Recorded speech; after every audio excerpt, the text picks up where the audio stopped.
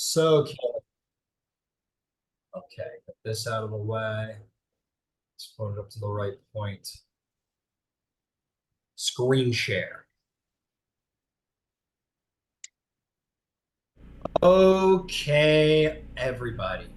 Welcome, welcome, welcome. We come to this final glorious moment. Uh, this is a little darker than I'd like, but it's fine. It'll do the job. There we go. Here in the Feywild, we come to the precipice of potentially the third Sundering. If successful, it might bear another name. But the War of the Iron Fae is coming to an end. The saving of the Feywild is coming closer, or of course, the entire desolation of the Feywild is coming closer. It'll be up to all of you to figure out just what that means, or just what is going to happen next. So, you have gone to the material world.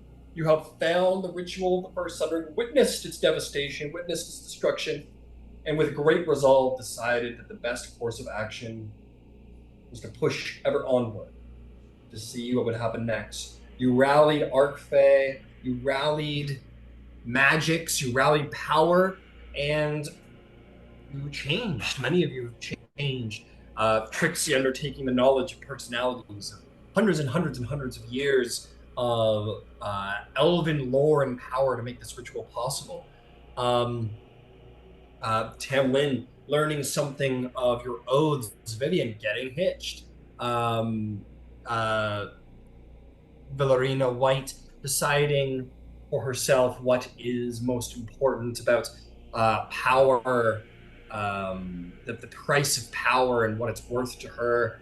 Barack about loyalties, about being a servant versus becoming something more. All of you have faced great trials. Horlick just continuing to be a fucking awesome warlord, having to cope with being that cool.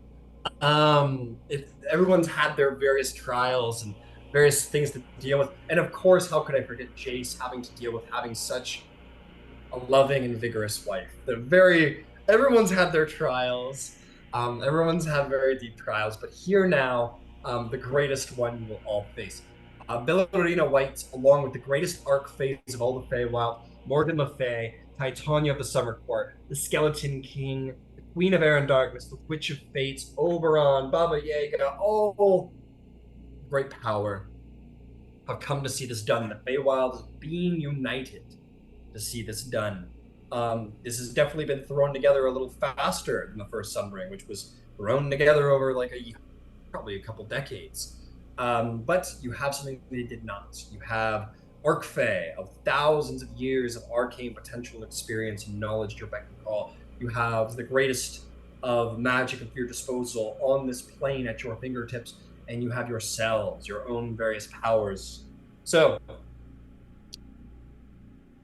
the tower has been built on the highest part of the Feywild in the center, where the grandfather tree has been enclosed between it. The Iron Fae are marching their armies upon your very location, but the final defensive line's been formed to hold this line. You guys are the last line of defense here against the rise in darkness, and to make sure that this goes well. The ritual's been going on for some time now, and it's largely been going on without too much issue. The various Arcfey have been pooling their powers, and just like you saw in the village, you see that sort of transfer of power upward, and then the transfer of power downward.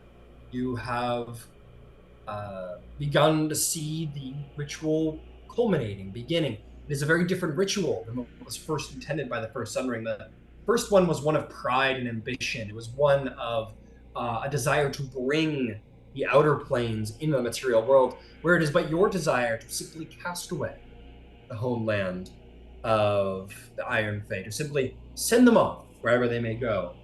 Easier but harder to achieve in many different ways. But it has been going on for a while now, and things have been rather good. As a reminder, our current party stands at the bottom, listening to the chorus of bards working away. Those of you who possess the harmonies, your power is deeply connected to the actual tower and the magics itself. You were told by Mordenkainen it would be through you that there would be certain power regulations, certain arcane regulations that would take place, where you would either take magic into yourself to stop the ritual from overloading with arcane power, essentially, or possibly drive your own power into the ritual so that it has enough to supply it. So you are all functioning as sort of a backup stabilizer to the whole ritual before.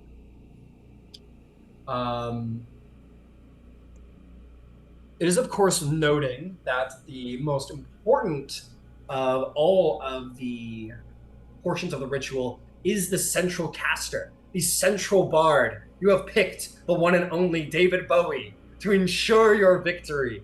He stands in the center and sings his great songs. Yeah, let's put one on.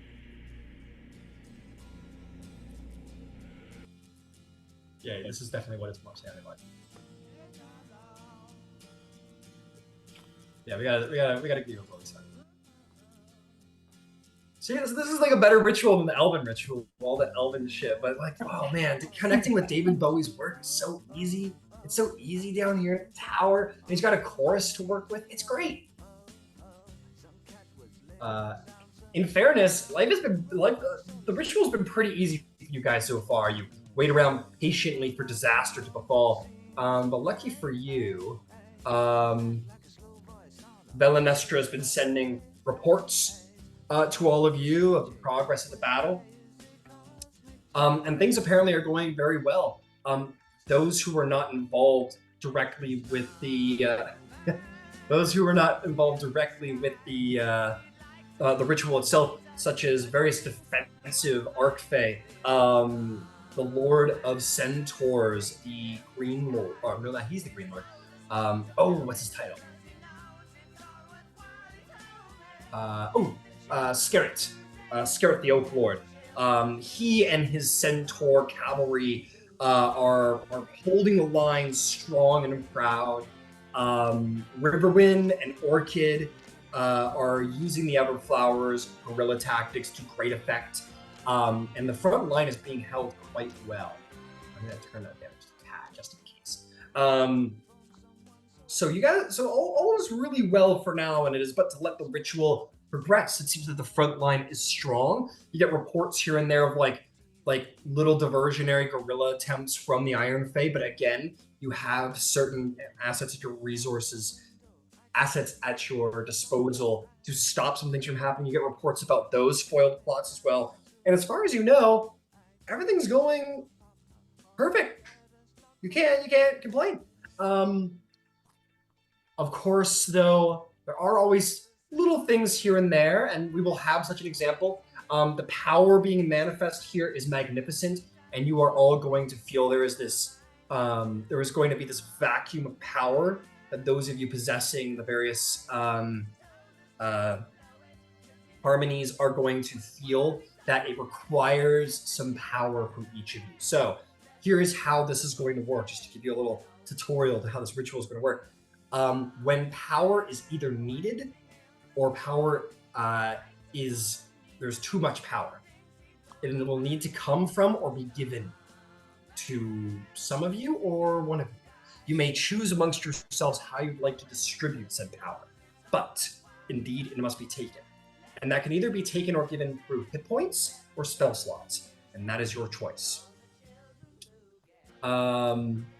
So for hit points, if you wish to use hit points, it is worth 10 times the spell slot, and that can substitute spell slots at any time. So in this moment, you are going to feel that there is sort of a vacuum of power that is needed and is going to equal to 10 spell slots. So in this moment, who would like to contribute either hit points or spell slots to funnel some power in and help regulate the ritual? Any level? Of any level, yeah. It just has to add up to 10 spell slots, whether that's hit points. You could throw in like 4 first level spells, that would be equal to a 4th level spell. Same thing with hit points. If you wanted to contribute 40 hit points, well, hit points were a little more generous. If you contribute 40 hit points, that's like a 4th level spell, which is the same thing again. Can you mix and match that? You can mix and match, yes. Okay. Okay, so 10. Sorry.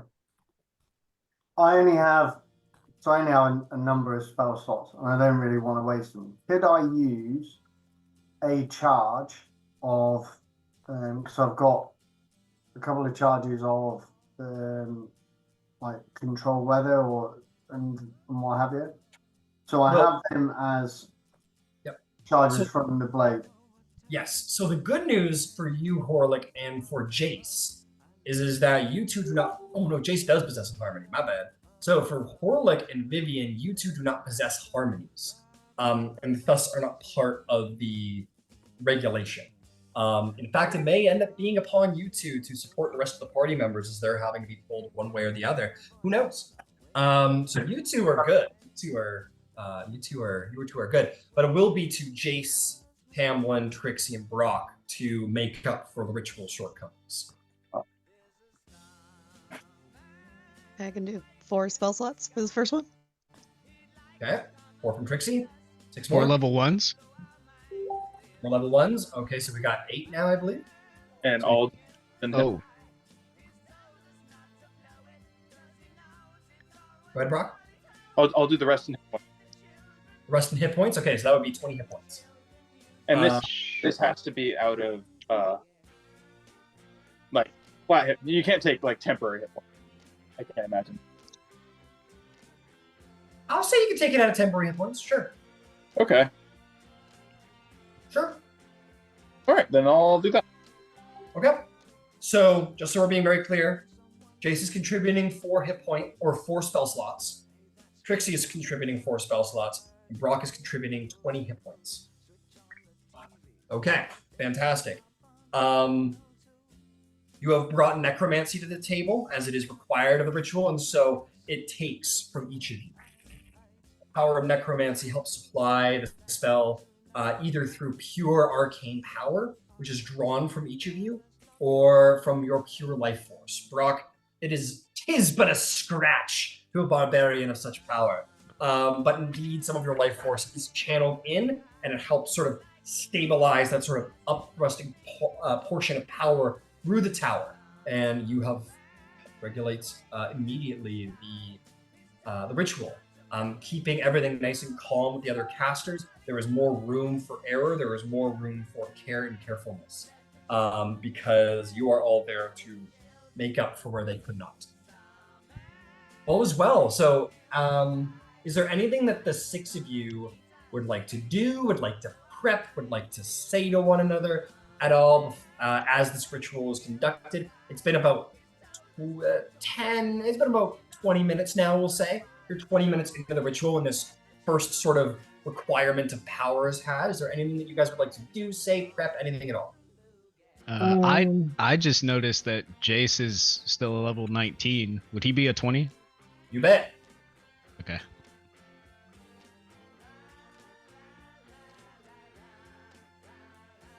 Oh. Could I, will I be able to contribute to this? I guess maybe you can't tell me, so I should just try, but will I be able to contribute to this and concentrate on a spell at the same time? Yes. And Mordenkainen would have been very thorough about what to expect from the ritual and your capabilities from doing so. You are able to function completely normally as a caster, concentrate on spells, use magical abilities. For all intents and purposes, you are a regular functioning caster. You're a regular functioning individual throughout the duration of this casting. It is simply required that you remain within half a mile of the actual tower.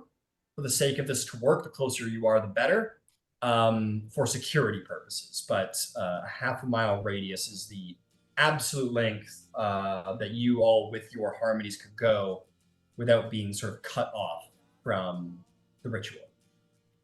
All right. While we're here, all here, then can I Start up Aura of Life. Okay. Just so you guys know, the ritual should take an hour. You were 20 minutes into it, so it's a third of the way done. Okay. Each non-hostile creature in the area, including me, has resistance to necrotic damage, and your hit point maximum cannot be reduced. In addition, living creatures gain 1 hit point when they start their turn inside the aura. And this aura follows you around for the duration? Yeah. Well, for 10 minutes, yep. 30 feet. 30 feet, okay. 30-foot radius for the next 10 minutes. Okay, Aura of Life's up. Yeah, go ahead and take those buffs, folks.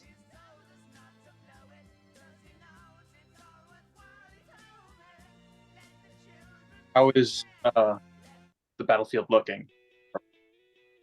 You see way off in the distance, much like at the top of the hill, when you witness the first Sundering, you can see sort of like troop movements and smoke and battle happening. You see the flashes and you can hear the thunder of like gunpowder and like such going off down at the front lines, and you can see the like centaur troop movements across the length of battlefield to collide. You're witnessing everything. It seems to be going well by reports, but it is a battlefield and they never look too good. Just Yes. as a reminder, also, if you're within 30 feet of me, you're also getting a +6 bonus to all saving throws. You can't be frightened. And I guess that's it for now. You maybe just type all of the things in the chat just so we can reference it. That would Thank help. you. Because I will forget everything in like 5 minutes. I will type it into the chat. Got it. Okay. Okay. Is there anything else?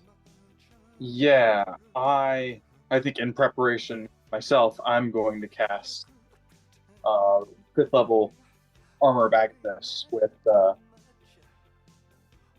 my Plates of Glacial Winter. Okay, fantastic.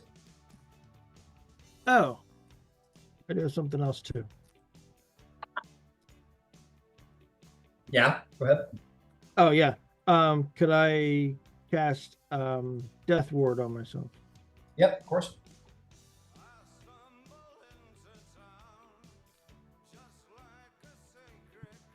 Hey Ryan, Mm-hmm. instead of 4 first levels, could I do 1 second and then 2 ones? I would say that you've already done it. Time has come and gone.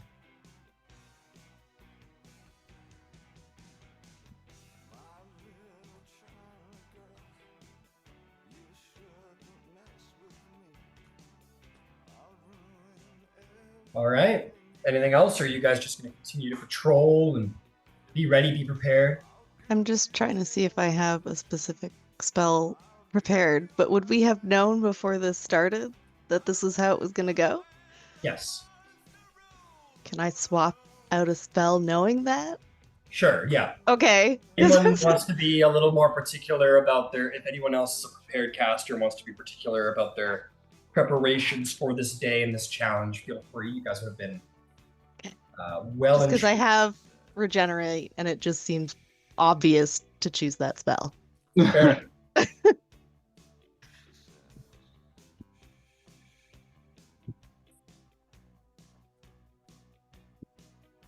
Okay.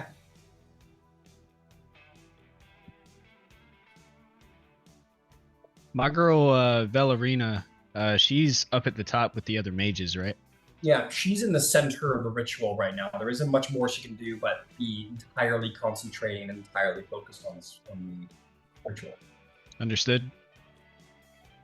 Could I have done control weather? Sure. What would you have liked to have? Well, I'll tell you what. If you would have liked to have done control weather, it could have made sure that the conditions of this. Or why don't you tell me what you want to do first before we proceed? Well, I would have liked to have had it in my favour, so a bit thundery, a bit lightning, because obviously that plays in to what I can use as well, because I can use the lightning with my hill. So Got it. Yeah, we'll say that. There's storm clouds and lightning up atop, and we'll even say that the ritual is partially being powered by like the residual lightning, sort of the evocation of lightning coming down. So yeah, absolutely, it is raining. Could be like a hurricane. Say that We one more didn't time. catch any of that.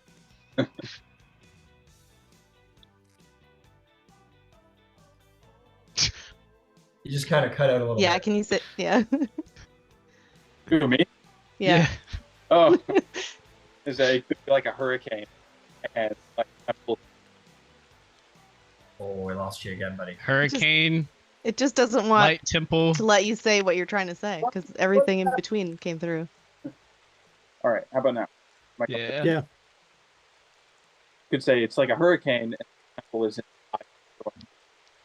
I have the storm. Oh, yeah. Hurricane and the temple is the eye of the storm.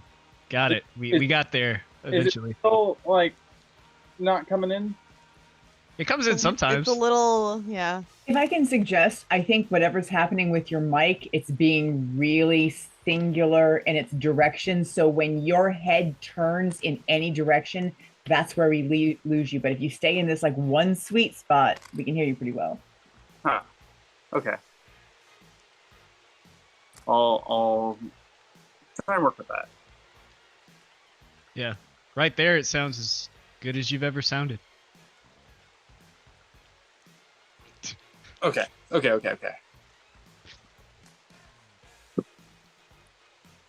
right, continue. I'm gonna cast Regenerate on myself. I don't know how you want to work with that because it lasts for the hour. I kind of gain one, so however, just let me know how you want me to handle it. Because it lasts. Because you gain. Isn't it like you gain hit points every 10 minutes? It's every turn. Every turn. Oh shit. Very It's cool. 10 points each minute, but there is something I can roll to do a maximum, I guess. So maybe I just have a pool of hit points that I can pull from. I don't know how you want to do it. Let me look up the spell.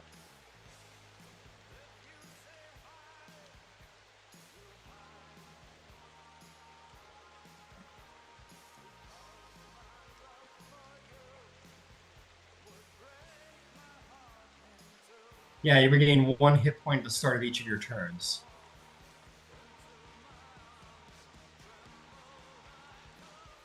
So you gain an initial 4d8 plus 15 hit points when you cast the spell, and then you gain 1 hit point at the start of each of your turns. Yeah.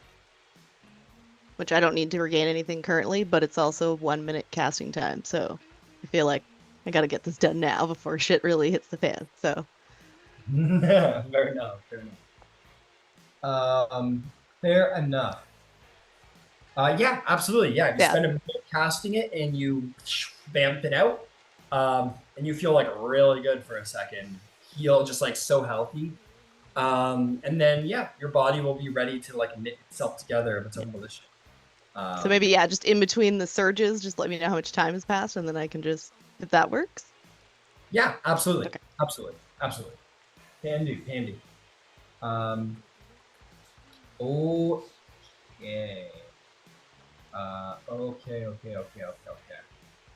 Okay. Is there anything else? No, I'm ready. Ready for anything? Bring it on. All right. David Bowie's gonna keep going in the background there. He's still playing. He's still doing good. Things are well. Things are grand.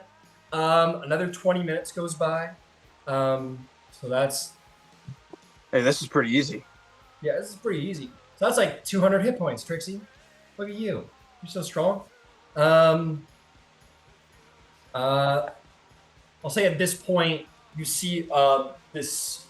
It's not so much a whole. How do I explain it?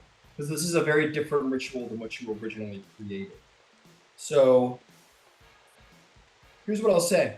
There is this, yeah, much like before in the storm clouds above that Horla created, a whole sort of this like vortex of like churning clouds and lightning begins. And when you look up and through it, you see the astral plane, the stars of the astral. And then you see these great evocation like magical walks that culminate and use the power of the lightning.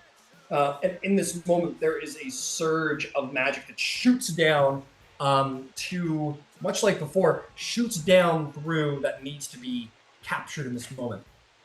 Now, when there is an overload of magic, it can only be taken as hit points. It can't restore health. So in this moment, that is 5 slots that need to be taken on. Who would like to take 5 spell slots in whatever shape they prefer? Tamlin? Yeah, I'll take all 5. All right, in this moment, Tamlin's like, get back! And like takes all of his residual arcane through his sword and is going to regain 5 spell slots. You can denominate that however you please. Yep. But in that moment, as the spell sort of goes back regulated, those harnesses on the side of the vortex remain solid. And where the ritual failed last time, you seem to be succeeding, which is really good news. Things progress. Things are so. This is such an easy ritual. This is going to be the easiest completion of a campaign anyone has ever had. Your enemies are being defeated out there by your great allies. The Feywild is under your beck and call. You have divine alliances. Like, I hate all of this.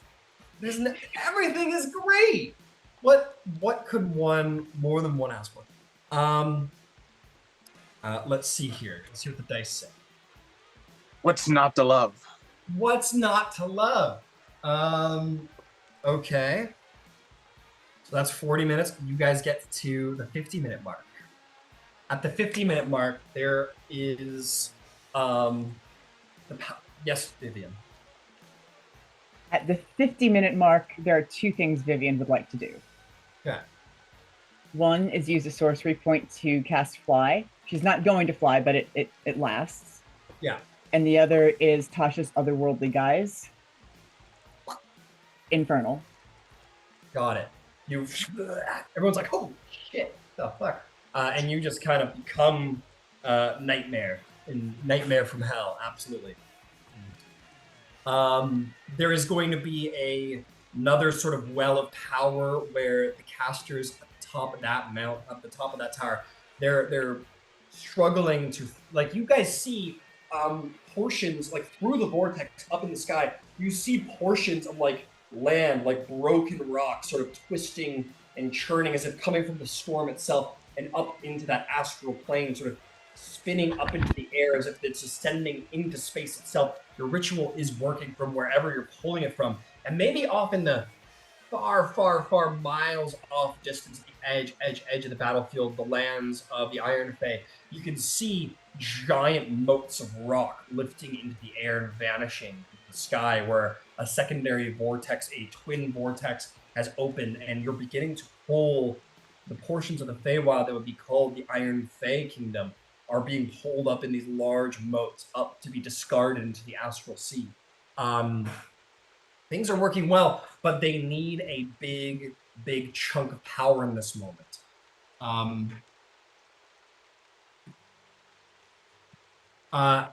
9. I need 9 spell slots from my wielders of the harmonies to be channeled up and supply the ritual with power. 9 hit points, or 9 spell slots. Who's got them? Spell slots or 50 hit points. Yep. Or 90 hit points. I'll give 50 hit points. I can do the 40 leftover hit points.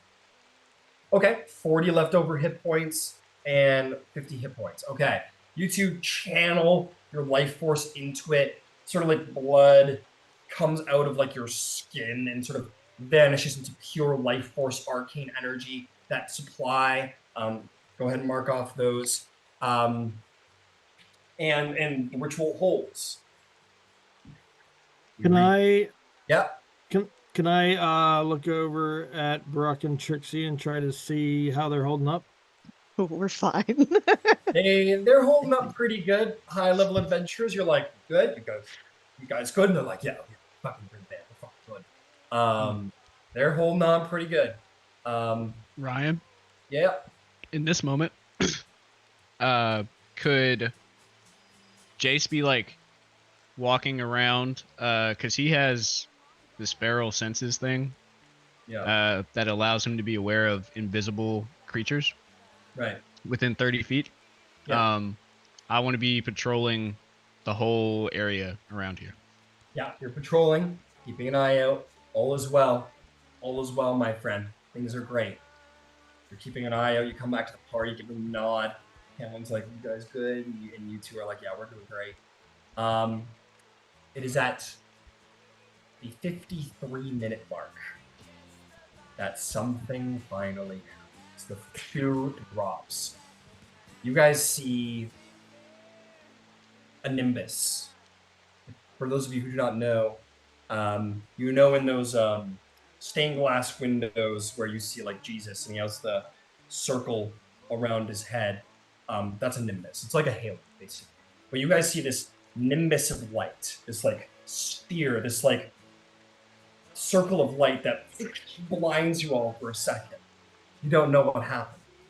And you guys all get your weapons ready and look real heroic in that moment as this flash of light, much like lightning, but something far more holy than that. Something of tremendous power comes, and all of you hear a voice within your mind that says, "The true Goblin King shall rise.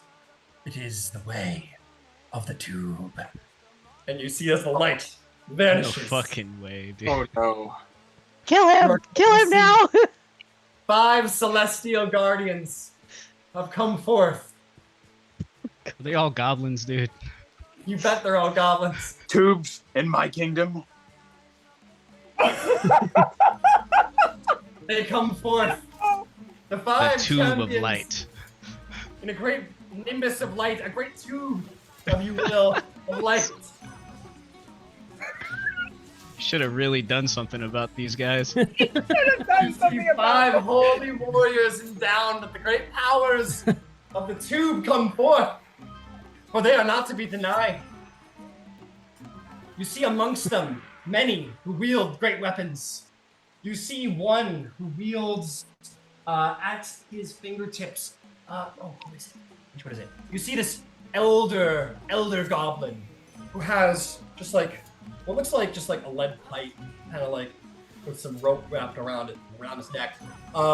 Wielding great arcane magics. You see all kinds of little illusions forming around his hand. You see halos and rings and nimbuses and other circular things around his hand, being of great magic. And he says, "Fear me, for I am Riki, the Deathless, wielder of the great magic tube." There was more, though. There's more. Don't just you wait. You'll see over here this elder goblin woman in divine regalia wielding. I know it's a crossbow, but it's not, for it is a gun. He holds in his hand a minigun. In fact, it says, and this one says, "You have incurred the wrath of that fought the conqueror, and I will have my vengeance." You will see there's another champion yet amongst them. You shall see the one who proclaims that I am Goop the Ravager, for I wield the great tubular spear of the divine. And indeed he does, with shield and spear in hand, he stands ready to oppose you and your evils. There is also, of course, not to be forgotten, Chowder the Incarcerator. She says, "I will not be denied," as she has in her hand, indeed, what looks like a staff, but it looks like, it's a staff, but it looks like a large pipe with holes with, cages made into it as if she wields like prisons herself. And finally, up above all, you see in great regalia a green goblin with a crown ready, and all of these other four say, "We are the High Court of the Great Tomb, and behold, witness our great champion of our cause, for he is Boblin, the Ascendant." And I will need all of you to roll initiative. This is a Feywild game. We have truly come full circle. This is Holy shit! I rolled a nat 20 for a total of 25. I've never rolled so well in my life with this character. Good. Okay. Rolled very well.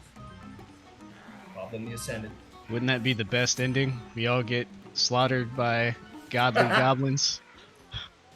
Well, we I would should have rather. dealt with this much earlier. We knew this was coming. We called it. Well, you would have thought Jace would have sorted that out while he was sat back doing nothing anyway, do you know what I mean? But hey, you know. I thought Jace had things covered when we were gone and busy. I was fighting a war. I was Oh. not doing anti-terrorism. Before that, Oh, before that, I don't even remember what I had for dinner last night.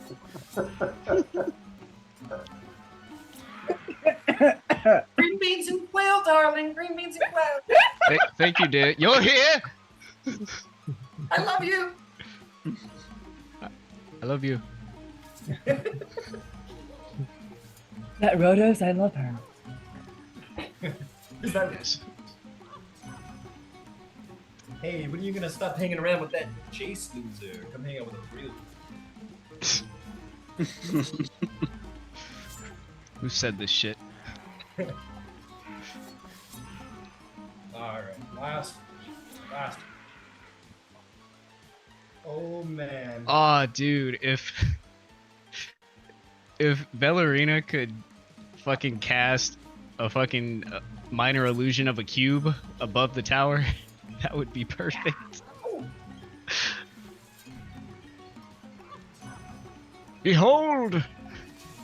The cube! It is an affront to our whole religion. Where does the tube go? The square Where hole. do things go in and come out? It doesn't exist. Only square things come in and come out. Oh, what are you, a square?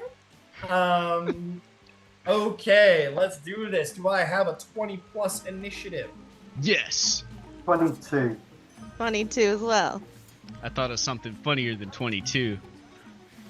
25. 20. Okay, who's my 20 pluses? I've got Trixie at 22, Jason at 25. Orlick? Yep, 22. 22 Trixie. Who would like to go first, Trixie? Orlick? Orla can go first. Cool. Okay, is there anything else? Is there anyone else? Brock got a 28. Brock got a 28. God, Brock, good fucking job. Way That's to what my shit on my nat 20, asshole. Okay, how about 20 to 15? 19. 19. Okay, let me get my guys in order here. They are. We got Fat Bart, and we got. Where are you? Boblin the Ascendant. Okay, how about a 15 to 10? Tamlin, what'd you get? 5. Oh, Tamlin. Oh, Tamlin, bless your heart. Okay. Before the combat commences, you will hear. Oh, you'll say it. Someone will say it. Chowder, the Incarcerator, will say, "We have seen your sacrilegious tube. You mean to drive out all of the beautiful things with tubes inside them? You mean to displace this plane with beautiful such? You sacrilege the meaning of tubes, that you would use it to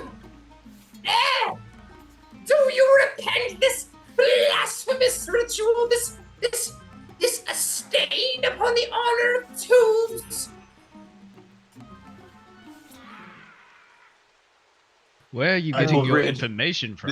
Every That's tube, so terribly when this is all said and done. Everyone just talks over top of each other in like a super sarcastic way. And Boblin the Ascendant finally speaks and says, no, kill them all. Kill them all. All sacrilegious. Kill them all. Every single one. And that will kick off our initiative.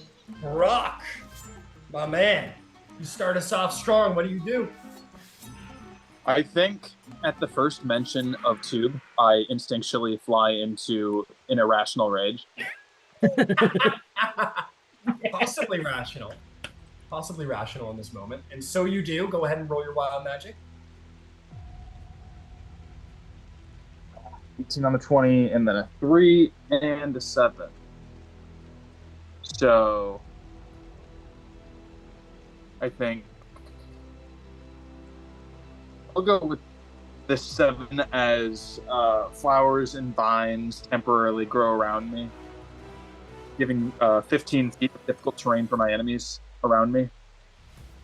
Got it. Just like growing out from my icy fur. Absolutely. Just And I'm going to charge to the nearest vestige of tube. okay.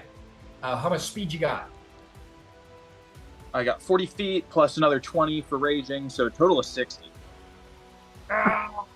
You go running down that hill. As I'm running, I'm going to pull out my going to my inventory. I'm going to pull out my Horn of Valhalla and blow into it. All right. And so you do. 2d4 of warrior spirits. 6 warrior spirits. 6 warrior spirits. Where would you like to place your barbaric warriors? They're all in the sky, aren't they? Yeah, you guys are all flying.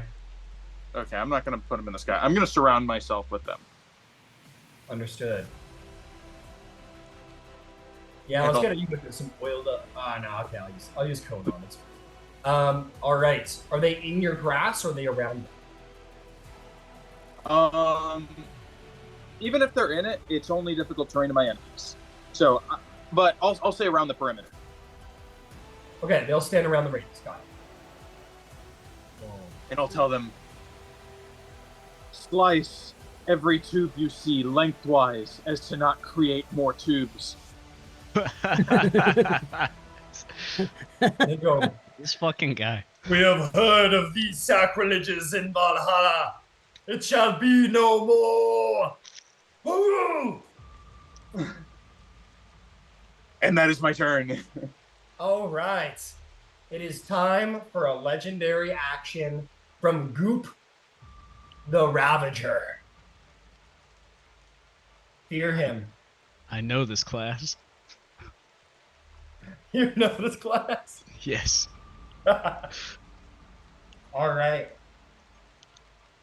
Let me take a look here real quick. Oh, no, my apologies. He doesn't have legendary actions. So no, I take it back. My apologies. Nope, it'll simply be Goop the Ravager's turn. He will say, Great Goblin the Ascendant, may I slay this sacrilege, or shall I deal damage to the ritual itself? And the Ascendant will say, what will he say? He says, death to the werebear.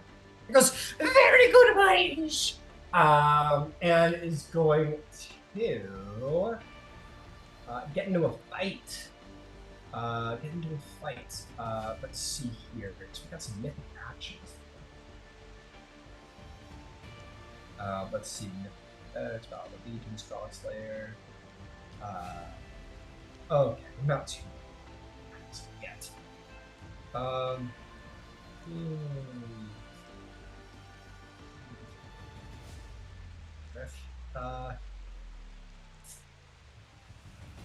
Okay, beautiful.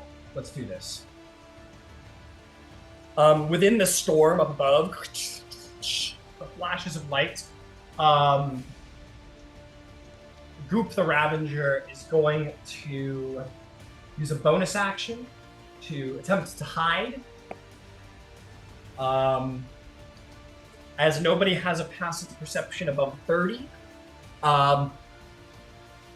Goop the Ravager will be there one moment, and he'll be gone the second. The Ravager is then going to fly fast down here and is going to attack you there, Brock. I wouldn't the other way. Having another one. Can I see him when he does that? Do you have what's your passive perception? 27, but I'm also aware of the location of any invisible creature within 30 feet that, oh, okay, isn't hidden.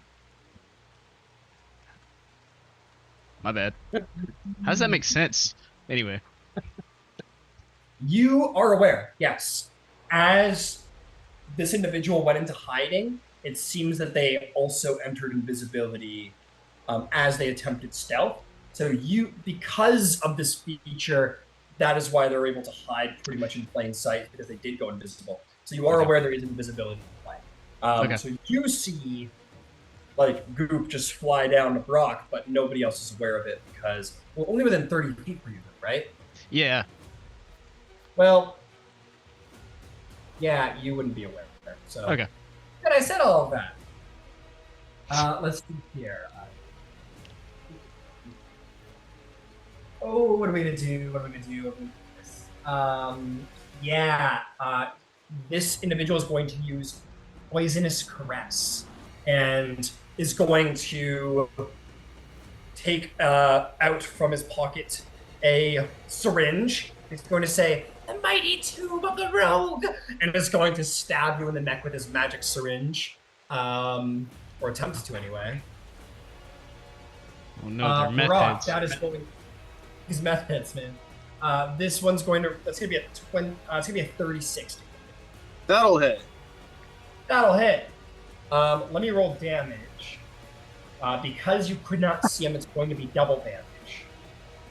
So let me just go ahead and start rolling here, but I need you to make a con save in the meantime. I will. I'm also going to use. Oh wait. I'll wait till you're done rolling dice. I don't know why I did that. 15 d20 Con damage. save. Sorry, it was only 20 d10, not 20 d10. So because you couldn't see, that's going to deal double damage. That's going to be 164 points of poison damage. Good golly. Okay. I'm going to use my inspiration for this roll because I want to make sure I have it. Fair enough.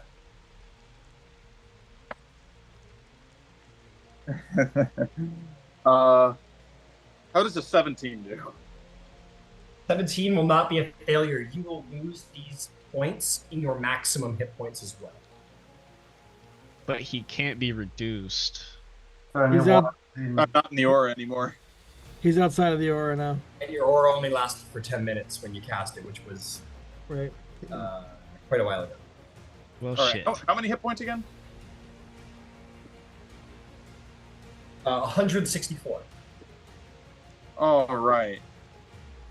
Now. So you could just, Yeah. 164. All right. Ah!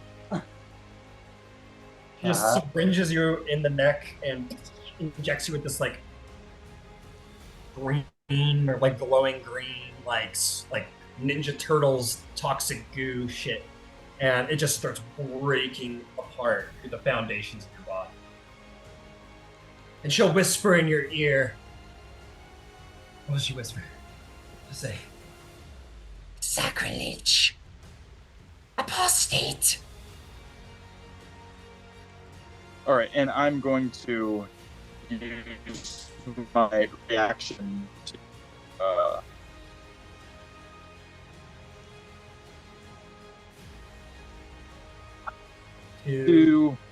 Oh, wait a minute. I can't use that. I'll use my reaction to unstable backlash.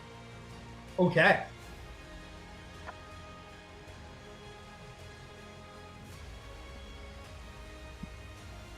Six and an 8.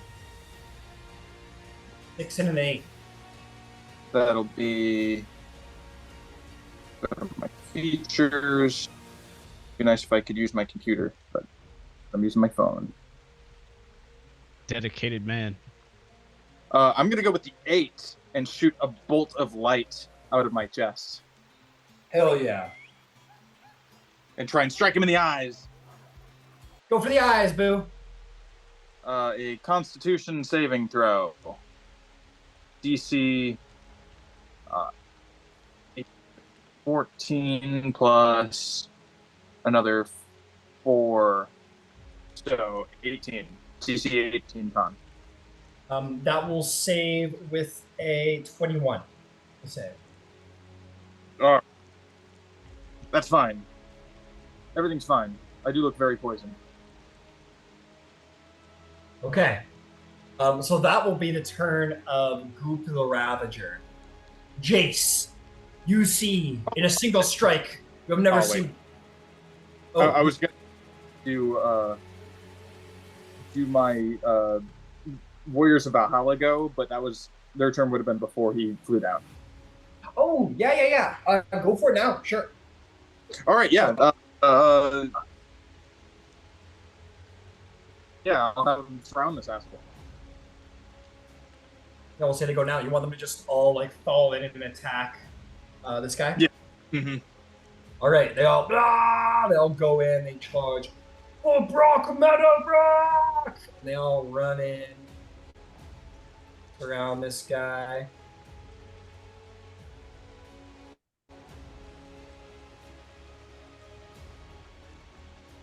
All right, go ahead and make me. These will all be at advantage because of the super flank. Go ahead and make me 6 attacks. Anyway. They what? They also attack recklessly anyway. Oh, right. We don't have to worry about reckless in this case because they won't be attacked with advantage. But yeah, so advantage, go for it. 6 attacks, advantage +5. All right. 6 attack. +5. Dirty 20. Dirty 20. Dirty 20 does not hit. Oh shit. The second one crits. Hey, that's a hit. That's a 10. That misses. That misses. That's a 15. That misses. Misses.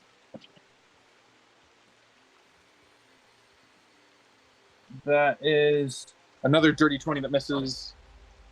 So that's 1, 2, 3, 4, 5. One more. Okay.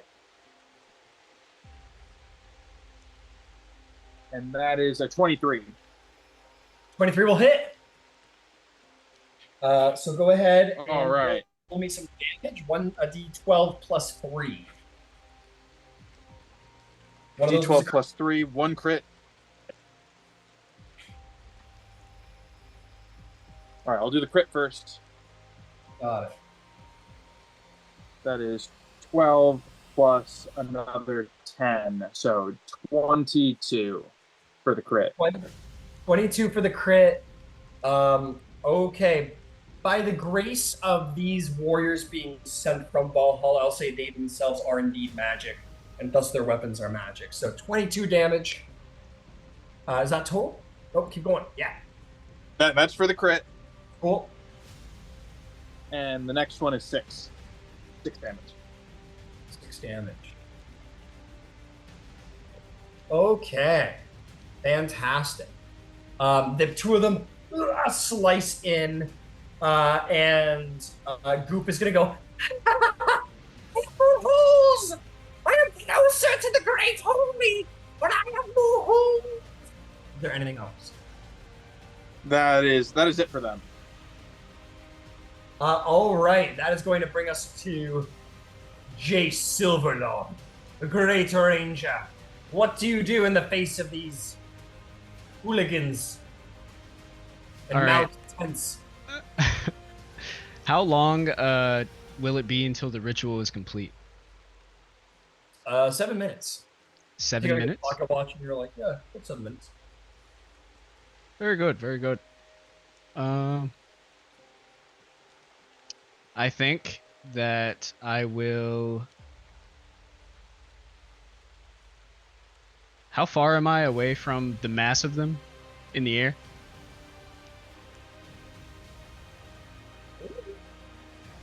Oh, where are you? There you be. There's a good lad. You're about 110 to 120 feet. 110, 120. Okay. Could I please...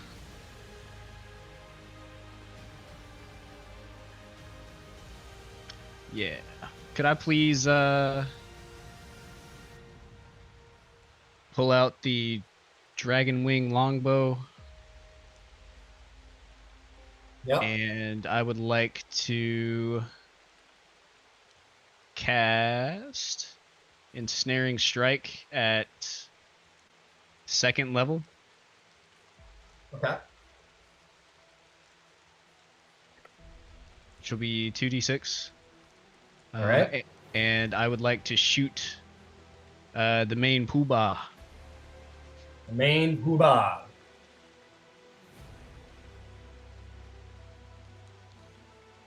And teleport 10 feet to the right. Okay. All right, shoot him. You got it.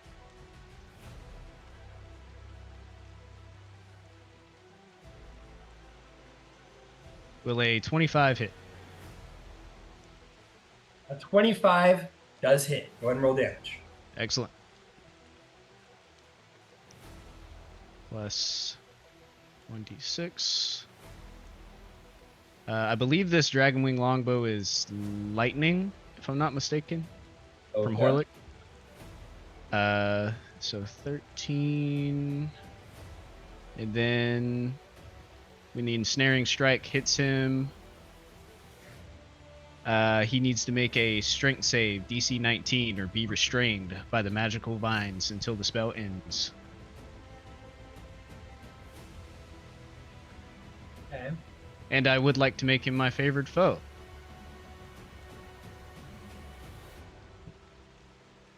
Okay. Add another D8. Just really adding it on.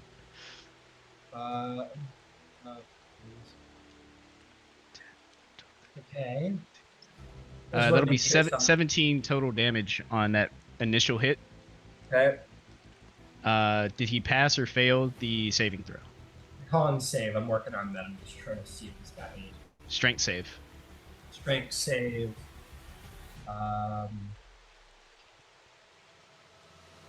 Okay. He's not large or larger, right? He is large. Okay, he will have advantage on this saving throw.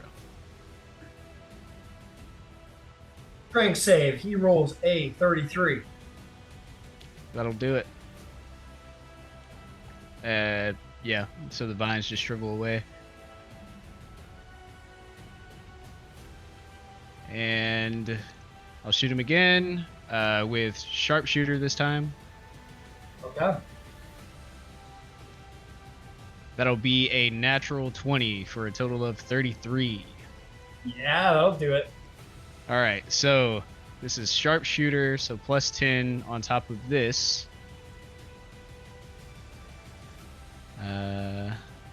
Favored foe is whenever I hit. So an additional D8.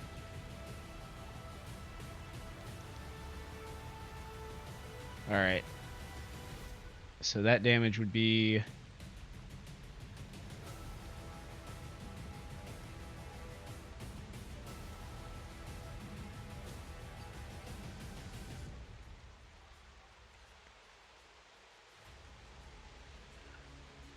And does the sharpshooter damage get multiplied? Oh, that's just the modifier. Okay, so...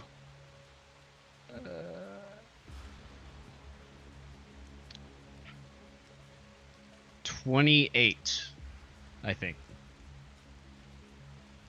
Okay, 28 total damage. Well done. You fire these 2 arrows into Boblin the Ascended. And as it hits his big, gregarious belly, he looks down at you disappointed. He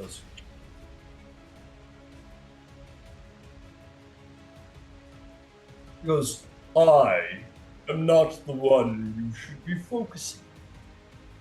It is my holy counsel who will bring wrath down upon you all.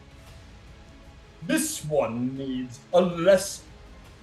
My disciples, teach the one with the pesky bow what it is to oppose the great tube. Is there anything else? No,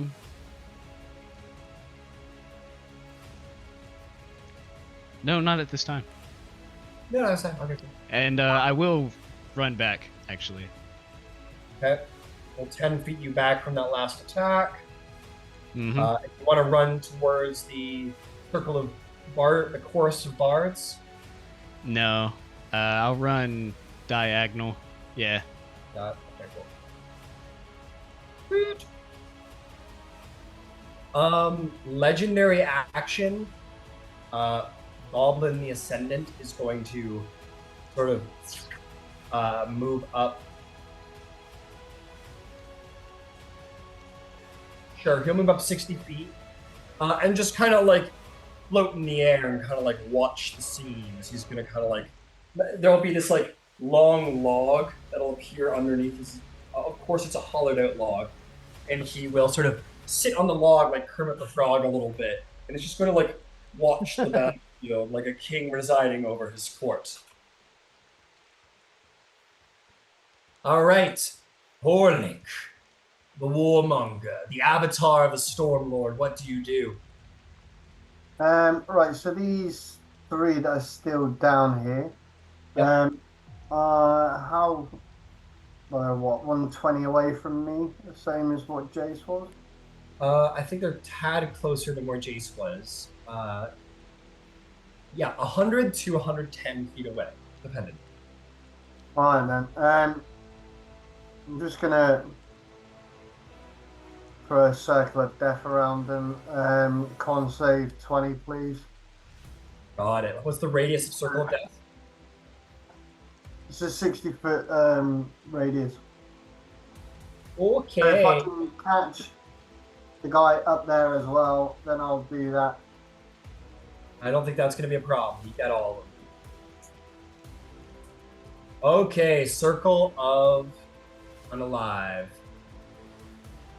Okay, con saves? Yep, 20, please.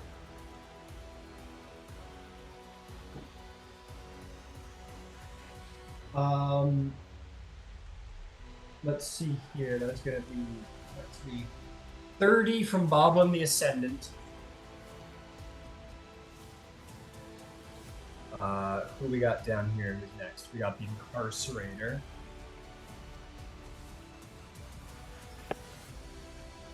Who rolls an 18? Yep. That'll succeed. Okay. We got Ravengers up there. There is a 30-something con from the Conqueror. Yeah. And exactly 30 from the Deathless. Okay. They'll all take half. So that's 26 then. So half is what, 13? Okay. You do this. You cast this necrotic entity outward to encapsulate them all, and they all sort of cackle menacing and sort of point their fingers at you and laugh as such divine celestial beings cannot be harmed by necrosis, unfortunately. Is there anything else you'd like to do on your turn? They seem to be immune to necrotic damage. No, so I think my bonus actions are pretty crap.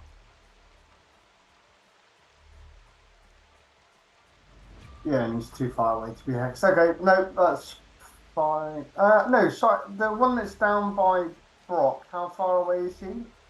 That one is none too far. That one is 50 feet from you. Well, I'll tell you what, I'll move 20 feet in and then I'll hex him, please. All right, 20 feet in, and that is one hexed goblin. Yeah, and Okay. that's it. Understood. If you wished, we could say you're already in your avatar form, if you would have cared to have done that. Because that's like a 10-minute thing, isn't it? I would have to read it again, to be honest. Let me read it and I'll get back to it, if that's all right. Okay. Yep, no problem. Okay, that'll bring us to Trixie Trisawin. What would you like to do? Yeah, so the creature formerly known as Trixie has such a deep hatred and rage towards these people. Not really sure where it's coming from, but she thought she hated Jace, but this is a whole new level. So as bonus action, I'm going to cast Draconic Transformation. Yeah. And I'm going to fly 60 feet towards them. All right. 60 feet towards. And so you do. And use my breath weapon. It's a 60-foot cone. I don't know if I can get all of them.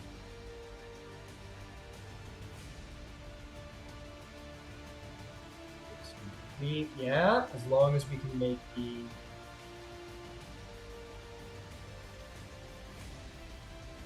Oh, yeah. It's all coming together.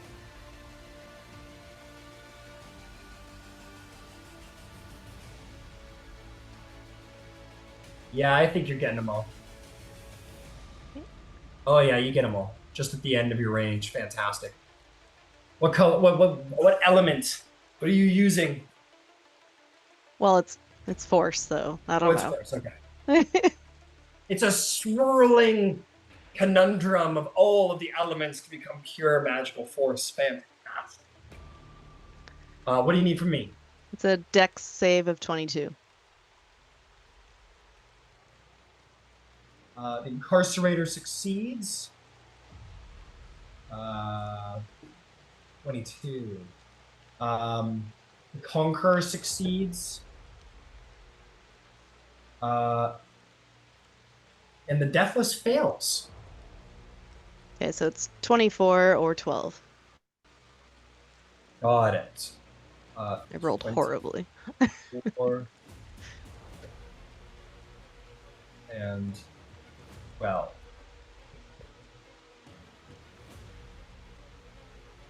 And I'm too far away to do anything else, so that's it. All right, well done. You spew this power at them, and they are strong, but you are stronger still. That is going to bring us to Vivian the Dream. What is it that you plan to do?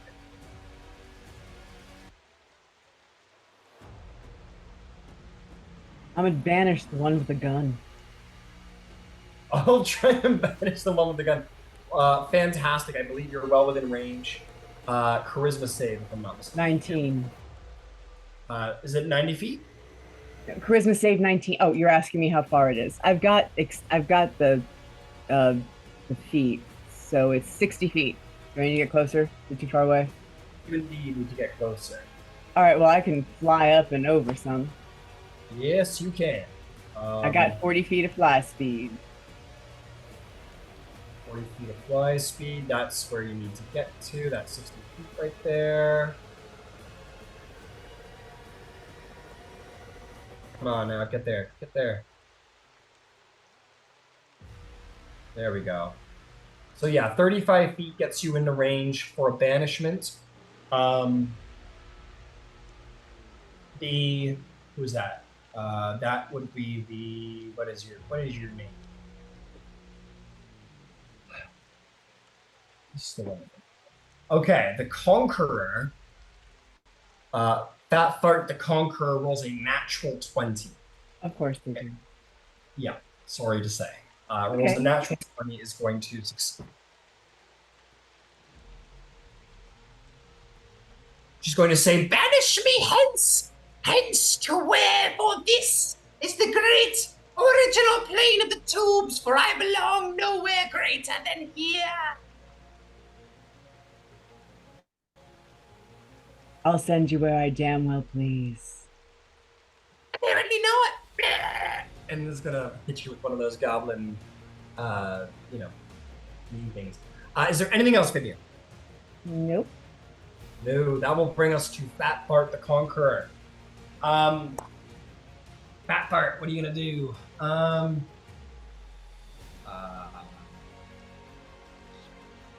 gonna do that.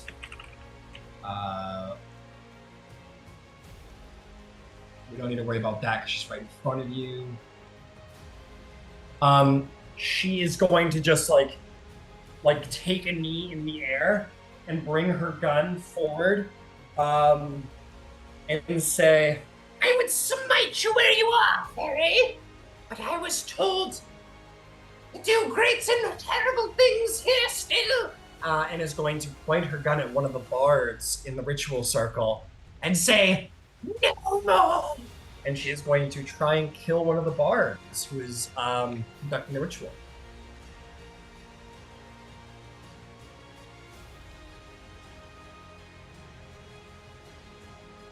Ooh, actually.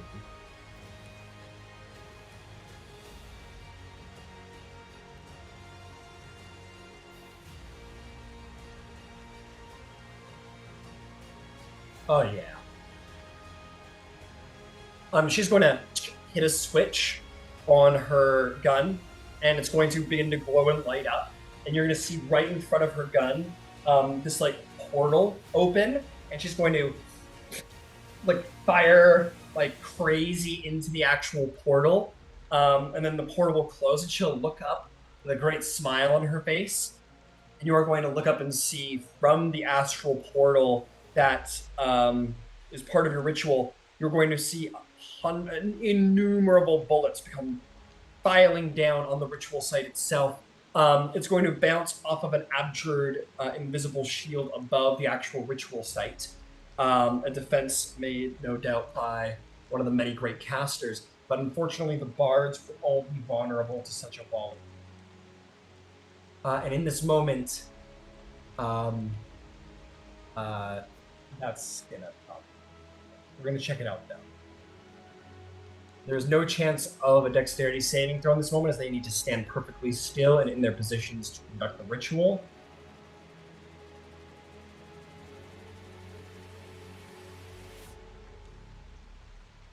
So as each bard takes 67 points of damage, they are going to fall unconscious. They are going to fall to death saves.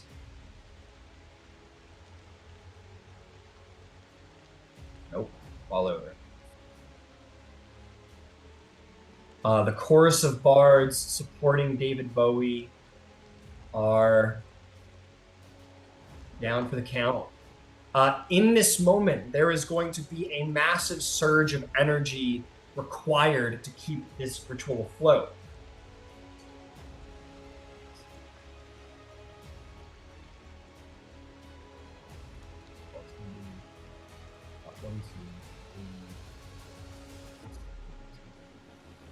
How much time was it from the last surge? 3 minutes. So 30 hit points, I believe. What's 1, 2, 3, 3, 6, 9, 12. That is going to be 13. That is going to be 23 spell slots required.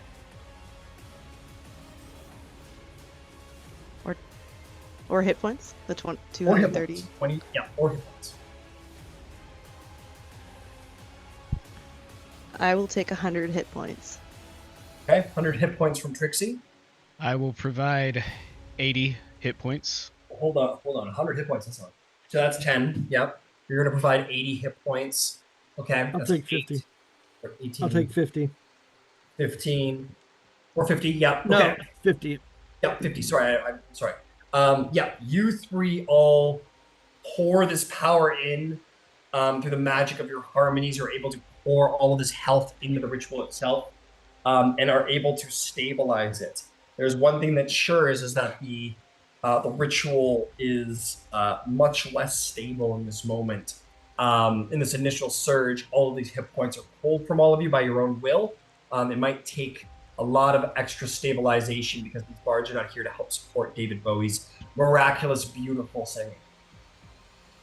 Fat Fart looks pretty pleased with herself. Let's see here. And I think she's just going to fly. They all have angel wings, of course, just to be very clear. She's going to fly over here and end her turn. Boblin does nothing. He simply sits and watches with great pleasure on his face as the ritual begins to sort of fall apart. That is all he does with his turn. It is Reek the Deathless's turn. Reek the Deathless.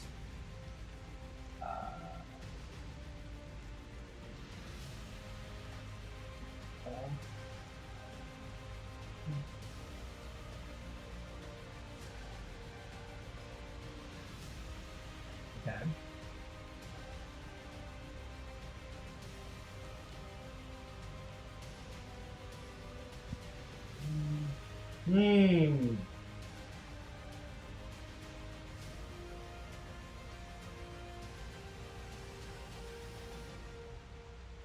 Is going to do 2 things. Let's see, has anyone lost any? Okay, cool. Is going to first off hold the sort of it's like a circular tube. He's gonna hold it, and is going to, he's like holy. I don't know what's a kind of tube. This walled tubes. It's a biblically accurate tube. It is a biblically accurate tube, exactly. A sort of in the center of a long biblically accurate tube is going to form around the Deathless and grant them a bonus to defense, a bonus to AC, and more than that is going to forego his turn to do Shield of the Council and is going to sort of channel his power amongst the other 4 members of this holy council, and that will be the turn of the Deathless. Don't worry about what all that means. It's the Incarcerator's turn. Okay, the Incarcerator is going to probably use Grand Magic. None of you have made yourself scary enough for that. Is anyone bloodied? Yes. Got it. I'm down 100 points. I don't know. Got 100 points. I don't think so. Then you are okay. What are we going to do with all of you naughty children? What are we going to do? Ooh, I think I know what we're going to do. It's not going to be good. But it's going to be... Nope, that's the wrong rules. We're using 2014. This one is going to fly. Oh, you're on the ground. Cylinder. How high off the ground? It'll still work. Range is going to fly over here. Is going to get like right in your face, Vivian. And it's going to say, be bound by the grand tube. And it's going to use grand magic to instantly cast magic circle under you. Okay. And it's going to shoot up, and you're going to be caught within a magic circle. Is there a saving throw? There is not. There is no saving throw. It's simply no. There's no saving throw. It simply emerges around you in the inverted position, and you have been incarcerated. What does that mean? Basically, there is a 10-foot radius, 20-foot tall cylinder of pure magical energy on the ground beneath you, and it is sort of around you, incarcerated. He Okay. just did a spell. Can I cast? Can I move? Like, what? You're telling me that I'm imprisoned, but what does that mean to me? You can move, you can cast, you can do whatever you want, but you're inside that magic circle. You can experiment with that on your turn. Tell you what, maybe an Arcana check to see if you know what's going on and what the spell itself is. Okay, it's a 17 on the dice, and I proficient. Everybody would have Plus seen 7, this spell 24. before. Yeah, I think all of you would have seen the spell before anyway. So what magic circle is it's typically takes a minute to cast, but this individual seems to have the ability to forgo that. And essentially it creates a circle that cannot be it's in the inverted position, so you cannot exit for being like a Fey, for being an Arc Fey. You have been caught within. Let's see here. You have disadvantage on attack rolls against targets outside the cylinder. Targets outside the cylinder can't be charmed, frightened, or possessed by you. And that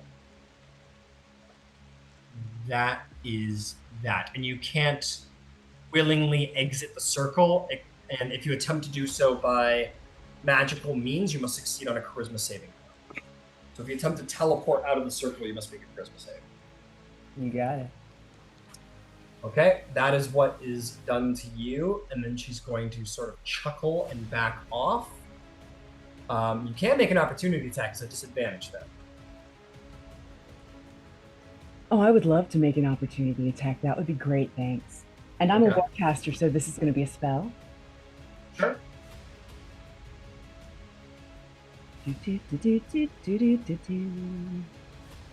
Just because I can, and I'm feeling cunty.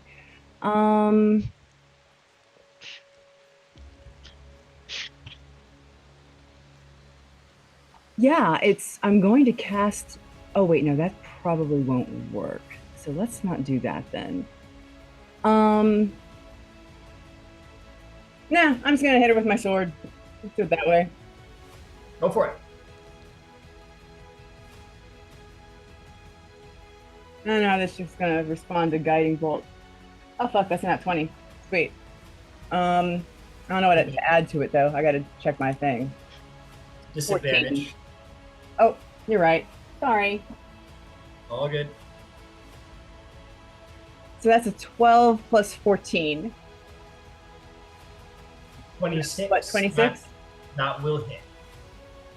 Lovely. And that is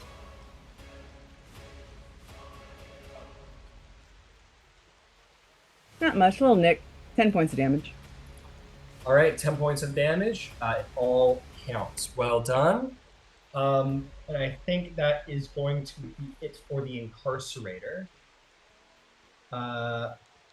Okay, that is going to bring us to the great Tam Lin. What is it that you would like to do, sir? Yes. I would like to. How far away is Brock? Brock.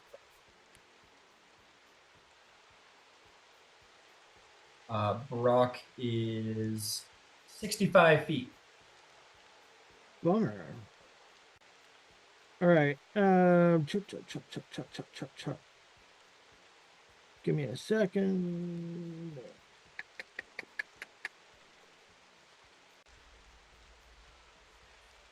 All right. I am going to Misty 65 feet. Okay. You're gonna Misty Step 60 feet towards Brock. No. I can only Misty Step 30 feet. I'm sorry. I'm gonna Misty Step 30 feet. Run Okay. 30 feet. Run 30 feet. You want to flank this dude? I want to try to touch Brock. Can I touch Brock? You're gonna have a hard time getting to him, unfortunately. 25 Oh, no. there. It's all right. I have time. I'll give it to you. 35. You said you had 35 feet of movement. I have 30 feet of movement. Okay, you'll get to like here, which is 5 feet away from Brock. Bummer. Oh, wait. Hold on. Yep. Okay. In that case,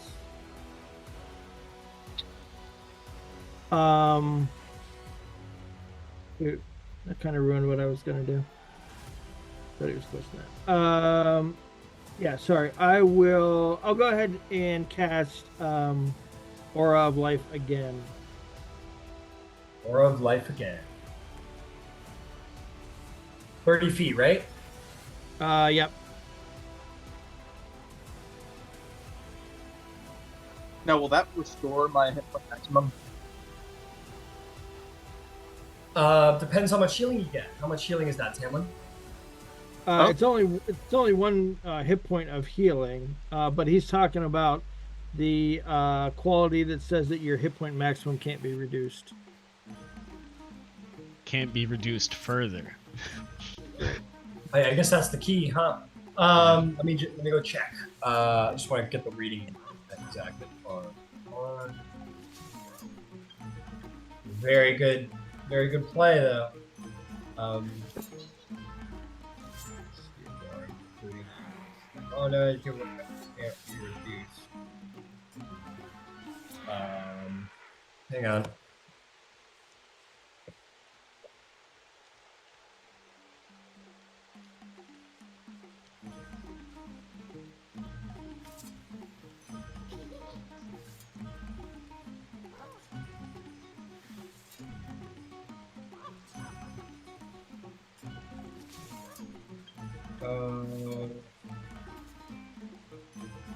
Okay.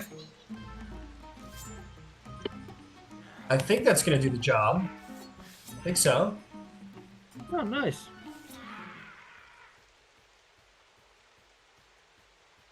I think at 1 point of Oh health. no, sorry. No, it's not. It's not retroactive. So Yep. it can't be reduced further. But it won't heal what is all the damage that's already been done. Unfortunately. That's fine. That's fine. All right. That is my movement, action, and bonus action. So that's my turn. Well done, sir. Okay. All right, David Boyle's still going. All right, that'll bring us to. Actually, it's gonna bring us to something. Gonna bring us to something. As promised, a light will shine down in the back. Jace, you're gonna turn around and see someone you've never seen before. But God, is he strong, mighty, and beautiful. As promised, the great Empyrean Genesis returns to the battle. He says, Porm sends his regards. And he will raise his maul up to the skies. The Celestials have come to aid. He's gonna roll into initiative. The Eagles are here. They're here. I know it's not Jace's turn, but he would definitely like turn around, see the guy, and then just be like, "How's it going, mate?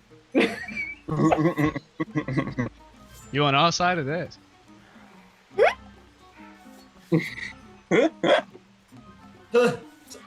To war! Doesn't know how to take that exactly. He's, okay. I Oh got god. 12 plus, that's going to be 17 initiative. I believe. Did he roll me roll that? Oh, he rolled a 17. Okay, he's going before. What'd you get, Vivian? Do you remember? I had a 19. Okay, yeah, he's going out. Okay, Brock Meadowbrook. It is time to unleash your rage. What do you do? All right.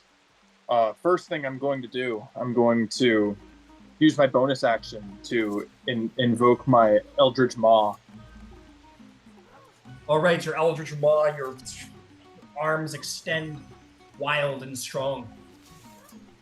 And then the next thing I'm going to do, I'm going to, I can grapple as an attack, right? Yes, you can grapple as an attack.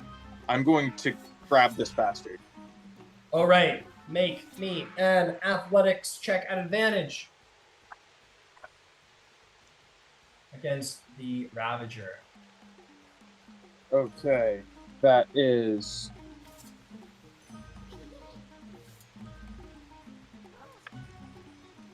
That is a 27 on the dice, but with a double minus 29.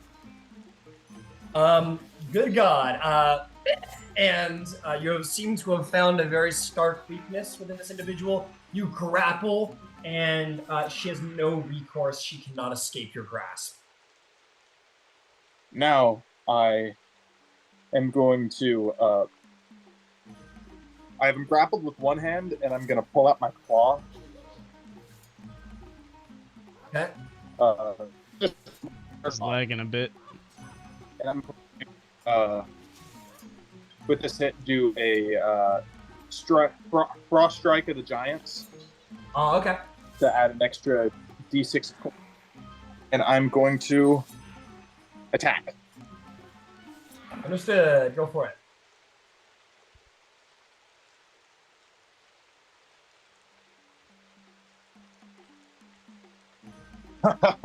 And that is a natural 20. Woo! Go for it. Okay. I need to figure something out real quick. For sure. I need to... Okay, so this is going to be 2d8 plus 10 plus another d6 of force plus another d6 of cold. Okay. And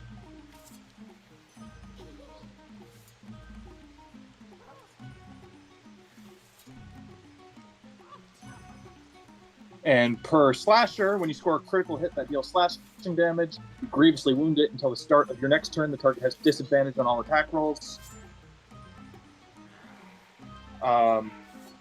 For Frost Strike, they have to roll a DC 23 con save, or its speed is reduced to 0. Okay. Which it is anyway, being grappled. Yep. But even then, if it breaks the grapple, it still can't move. So I need to make a con save? Yeah. DC 23 con. Okay, that is going to be a 30. That's over 30. Okay. And you need to make another con save for Song of Winter from the Glacial Plates. DC 20 this time. Oh, this is Charisma save. Charisma save. That is going to be a 27 to save. All right, they have one success on that. Okay. Now I will figure out the damage. 15, 6, 6, 2d8, and 2d6. I love his ability to manage 17 pieces of paper at one time. It's You like amazing. that? Yeah, you like that shit? Oh, wait a minute. And. Holy shit. I have,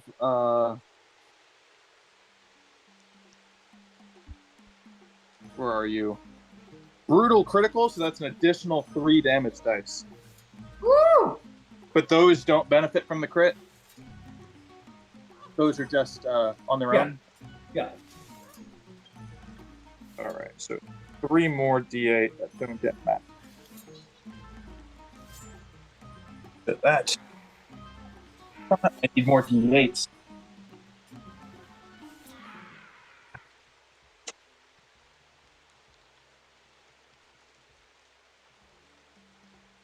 Okay. 5 here. Oh, that's not bad. 16 there. And now 6 force, 5, cold, 6. Okay, I have a calculator here. That would be 16 plus 16 plus 6 plus 6 plus 5 plus 5 plus 6. Also, plus my rage, which is another 4 for raging. 64 damage. Woo! Hell yeah. Uses reaction to take no damage, Peggy. 64. That'd be terrible. That'd be terrible. No, you grab him and you like strike him with your eldritch claw, and he and takes the damage. The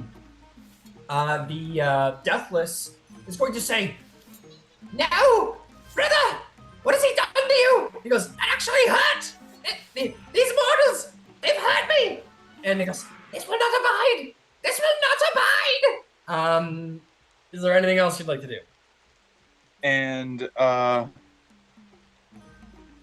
guess, can I start by pulling him for the rest of the party away from his brothers and sisters, or her brothers and sisters?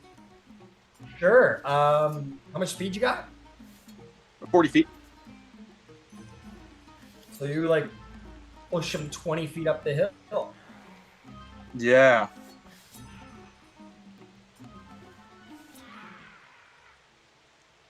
All right. So you do. Okay. Is there anything else for Brock? That's it for me. Are the berserkers going to act after my turn or after Goop's turn? Nah, they'll go after your turn. Okay. They're all going to do their thing. They're going to keep staff. Also, the bubble's not around me anymore. Right. A difficult terrain. Definitely. All right, they're all going to keep wailing on this guy while I got him restrained. Hell yeah.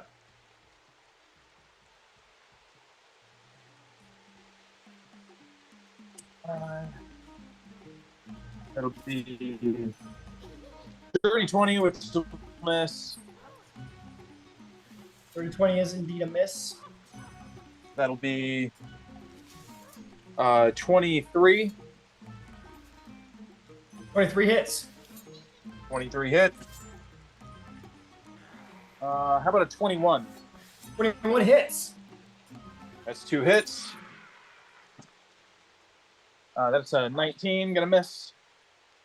19's gonna miss.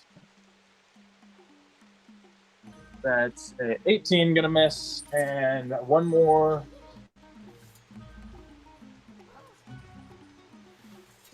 And that is an 8, gonna miss. Yeah, that's gonna miss. Okay, so that was 2 hits, I believe. 2 hits. 2 hits for Gotta find the berserker. What do they roll for damage? You roll a d12 plus 3. D12 plus 3. There we go.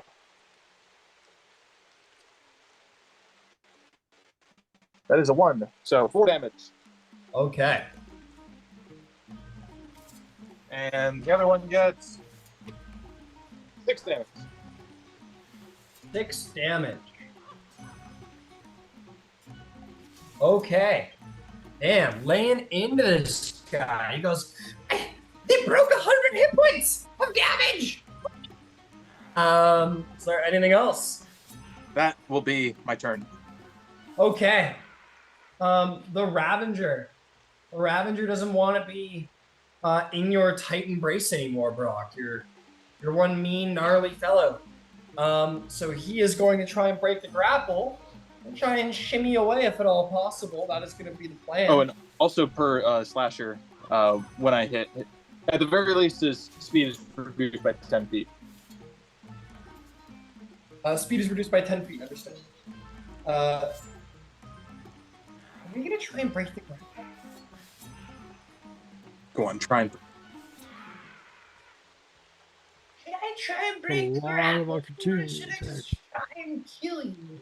It's a difficult decision. But you can see me.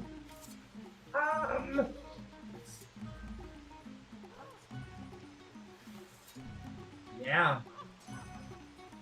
I'm gonna just try and kill you, I think. Is going to turn invisible. Or technically already has been.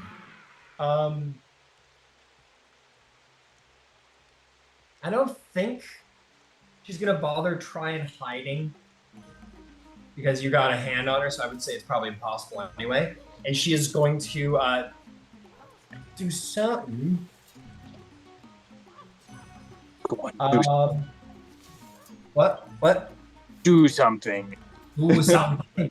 That's going to be a 36 to hit. That'll hit. That'll hit.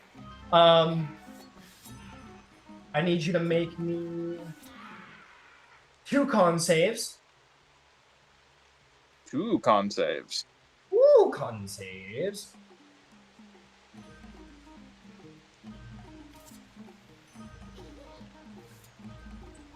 If this is a spell or magical effect, you have +6 on these saves. +6.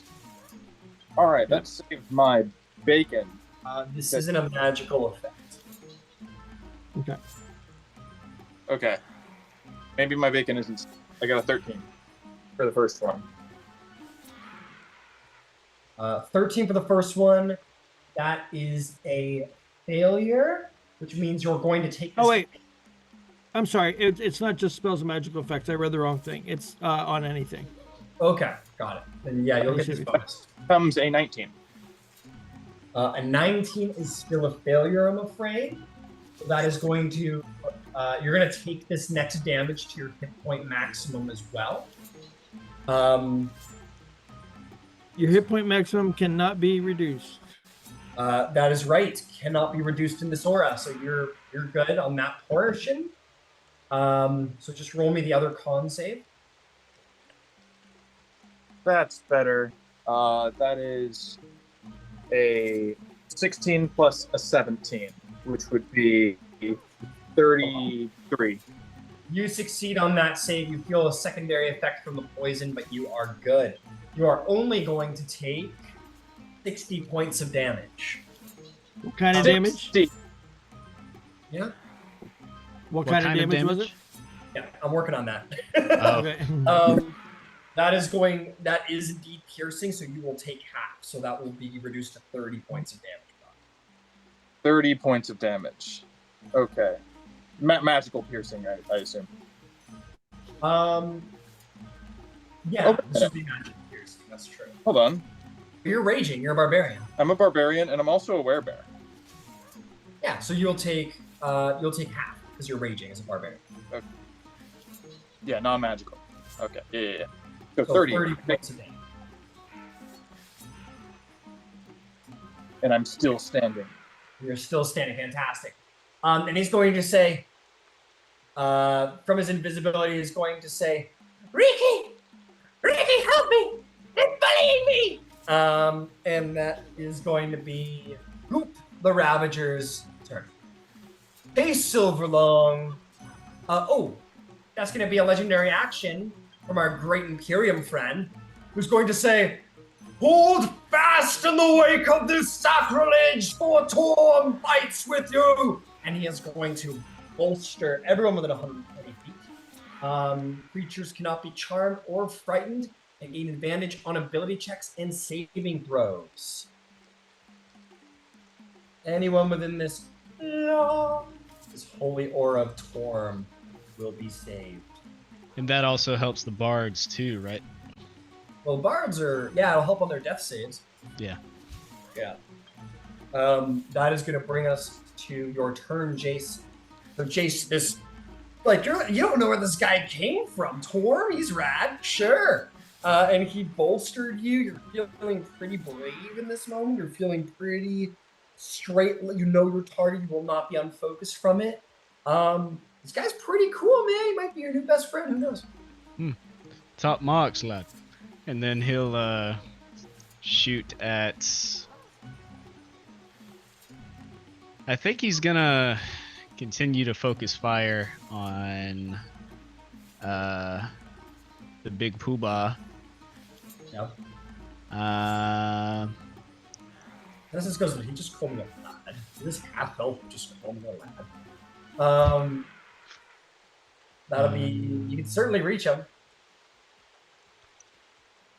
He doesn't seem to be doing anything, though, I'll remind you. He's just kind of chilling. Yeah, but I want to kill him. Okay. Maybe he'll come fight. Maybe that wouldn't be the best. Oh, you want to keep it in the fight with you? Got it. Who was the ranged individual that had a Yeah, broken as but... fuck? No, I'm the one with the minigun who had a broken as fuck 200-foot area of effect. It's a level 20 final battle. Okay, it's got to be broken. Yeah, okay. That's 135 feet. She's over there, the little shit. Okay. I will make her my favorite foe. And I will... You gotta hit first, boy. Yes. I will do in...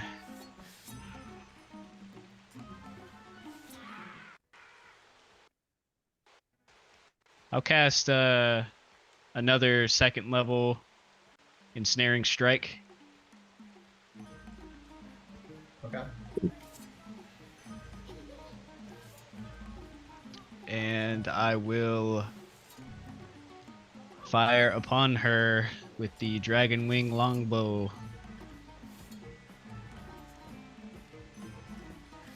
Will a 21 hit?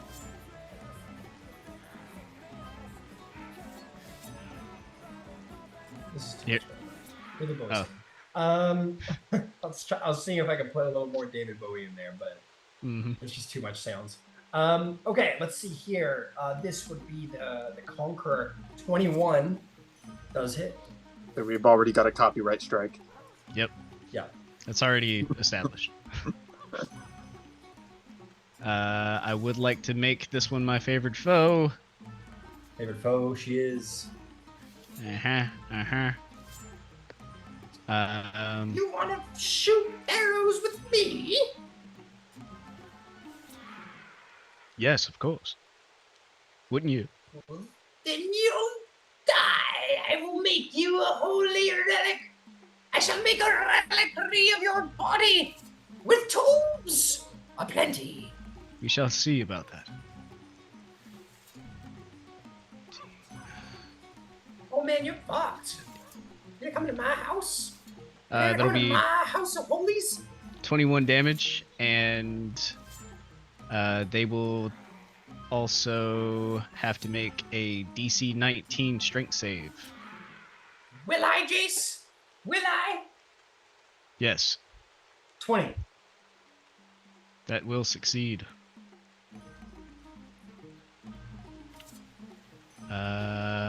teleport 10 feet closer. Careful. Okay, cool. 10 feet closer. And I will attack again. I feel like Attack I'm not again, doing then. as much damage as I should be doing. Well, your primary bonus action thing is your planar warrior. You haven't done that. Yeah. Want to do that? Bonus action planar warrior? I use it on the ensnaring strike. Ah, that's fine. 17. Do we have any bonuses right now? I don't think so. No. Yeah, I think the next attack misses with the 17. 17 misses. Sail Alright. by. And because I will target another entity, I get a third attack. And I'll shoot one of the other guys. I'll shoot Which one do you want? the jailer. Jailer. All right. Yeah. Go for it. That'll be a natural 20 for a total of 33. I think that'll hit. Well done, man. Cranking the natural 20s. Today's the day for it. Yeah.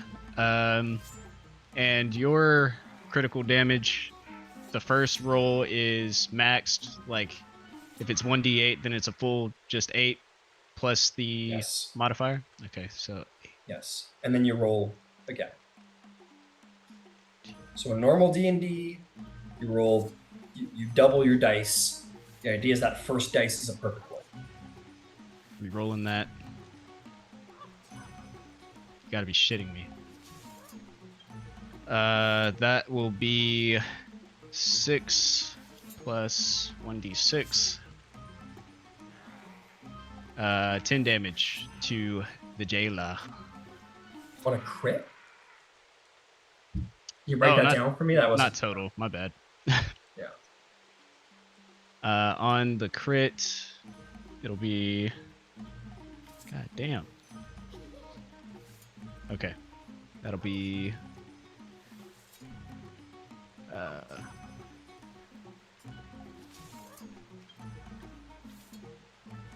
23 damage on that hit. All right. That sounds a little better.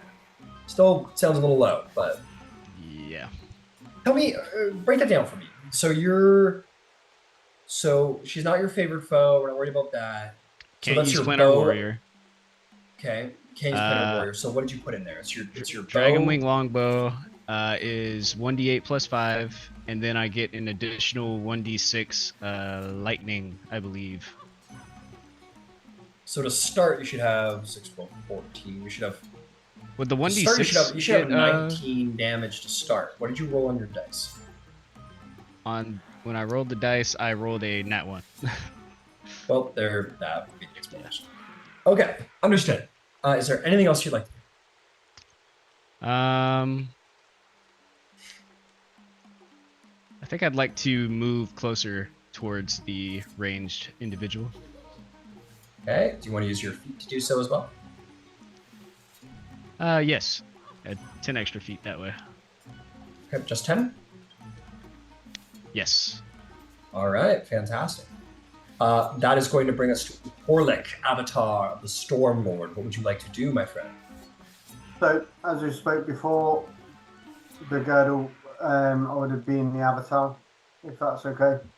Yep, you are struck by a lightning bolt and emulate the power of the Stormlord.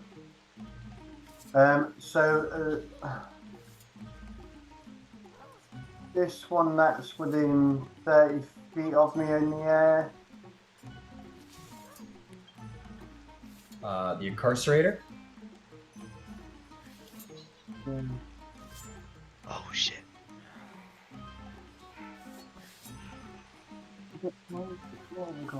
Yeah, it's only 30 feet of flying speed, so.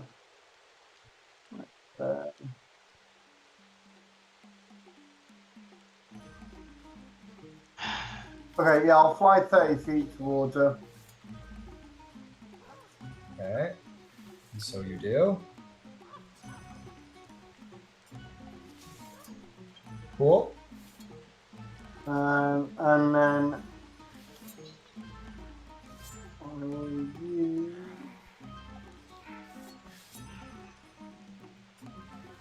I'm going to use a charge from the Thunderhill and Call Lightning. Cold lightning. All right. Let's see here. Check something.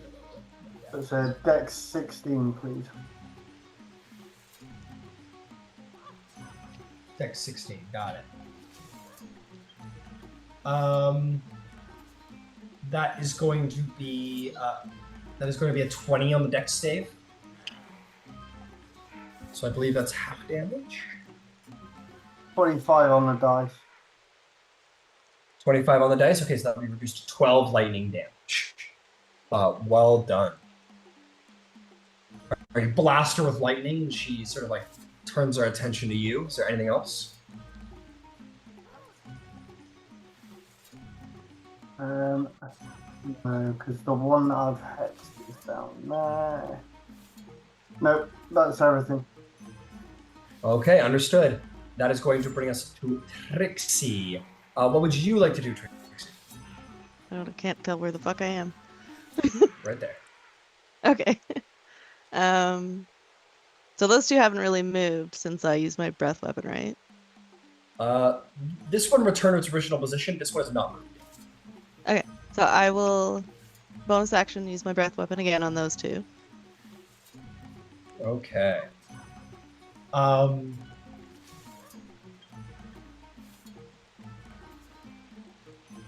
It's a dex save, 22.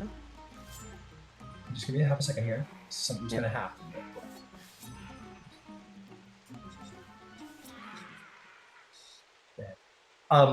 As you go to make this breath weapon again, the cloaked one here has been referred to as Riki the Deathless. He's going to say, "Up to this house always!" And as your flames come at him, he's going to try and intimidate you. Make an intimidation check real quick. What's your spell save DC? 22. 22. He rolls a 32, and your fire breath goes to shoot, or your breath goes to shoot out, and he creates this like tube that basically does one of those, and all of your breath is funneled into the tube and shot back at you. Go ahead and roll a saving throw against your own spell save DC, and then take the damage respectively. As it is a spell reflection. God, what does that say? Are you not in Tamlin's aura? No. So I failed No. that. So I take my own damage. You take your own damage, that's right. Roll horribly this time, please. Yeah, you're just barely not in Tamlin's aura, Okay, unfortunately. so 23 damage. And then I'll make my con save. Which, never mind, I can't even fail it. It's fine. Fair enough. Okay. Is there anything else, then- Trixie? Oh, yes. Oh, yes. I'm assuming Brock is still within 60 feet of me. Yes, easily. So- I'm gonna fly down Brock. Brock, you'll just Okay. feel like a bunch of wind coming down because of my dragon wings. And I'm, as my action, going to cast Greater Restoration. Ooh. As your action, Greater Restoration, and with that, Brock, your hit point maximums are restored to full. You remember. It's just the logical choice. Sorry. You remember. You are in there. Don't say that, but that's It was the logical choice. No, I don't care. It was the most logical decision. how much movement did I move to get down to him? 10 feet. Oh, okay. Then I'll just You're in Tamlin's now. aura now. That's true. I'll just get slightly away from everybody, but maybe see if I can stay in the aura. Whichever Sure, direction. like where are you going? Like how about this way? I just don't want to be like balled together in case someone has an area of effect spell. Like, So wherever, wait, just like, away a bit. okay, why don't we do like 20 feet this way, and that way you can still be in more. Sounds good. Cool. Okay, Vivian the Dreamweaver, you are sort of pulling a mime right now, and you're like, well, it's not fun when this happens to me. What do you do?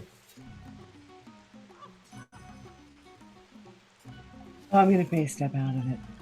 Where's Tennessee? Okay, make me a charisma saving throw. Please. Oh, that's fine.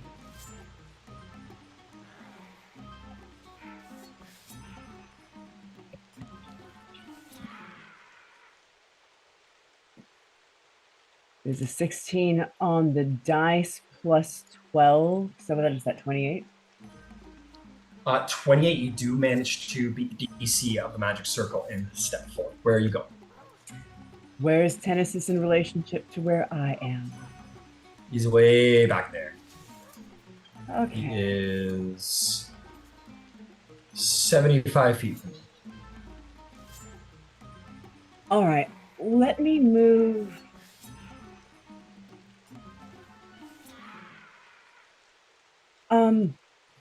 Can you change the? Yeah, thank you. I just wanted to see what was in front of me. Yeah, absolutely.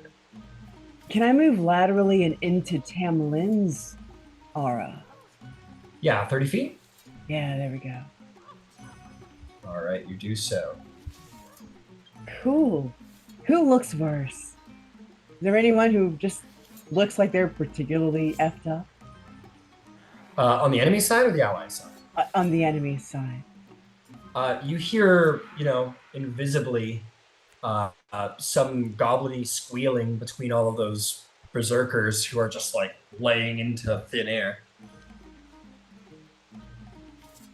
Oh, unfortunately, I don't think I have anything that's going to allow me to see what's going on. So, aside from the horrible thing that I'm hearing, everybody else just looks fine. Not fine, but not dramatically hurt. Like, they've taken damage, but they're looking no worse for wear. Oh, that's never awesome. So I'll tell you what, let's see what we can do about that. So what I would like to do, I have the freaking spell. Where is it? I have Disintegrate. I'm just looking. Okay, who's getting it? Like, I know there it is. There it is. Under my 6th level spells. And it is a dex save. So,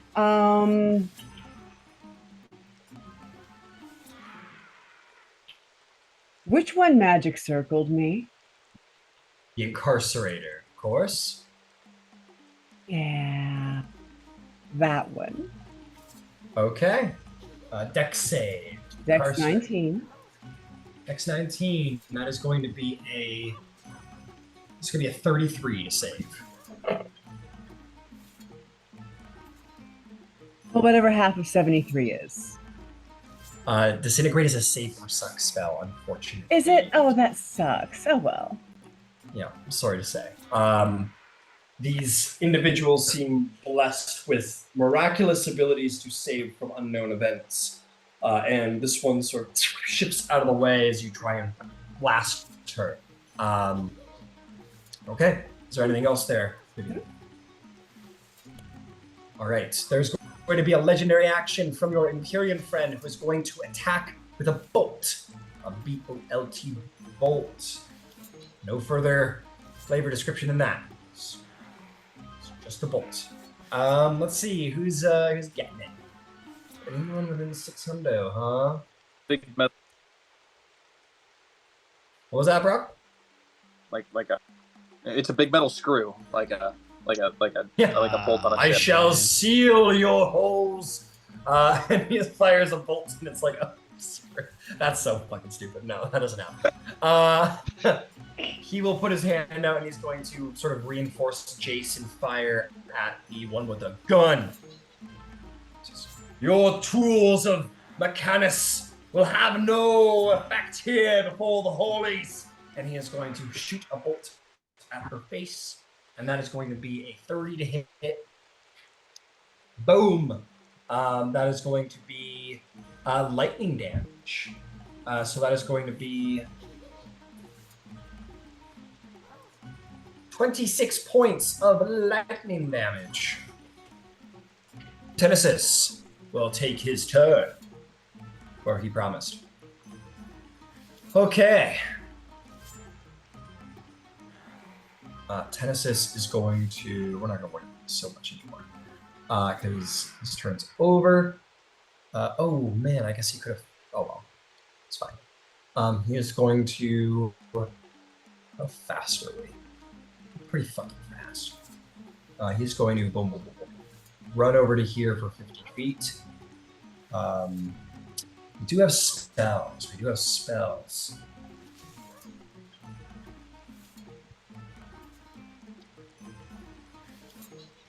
He is going to conduct a firestorm. And he is going to hit these two guys. It's fine. Two guys is fine. And this fella, the Deathless, is going to use another action to create another sort of tube. It's got a big loop in it for fun, and it shoots back towards Tennesis. He says, "Steadfast is the righteous, and we are those most holy." And that is going to be a... Oh, where are you, Deathless? Where are you?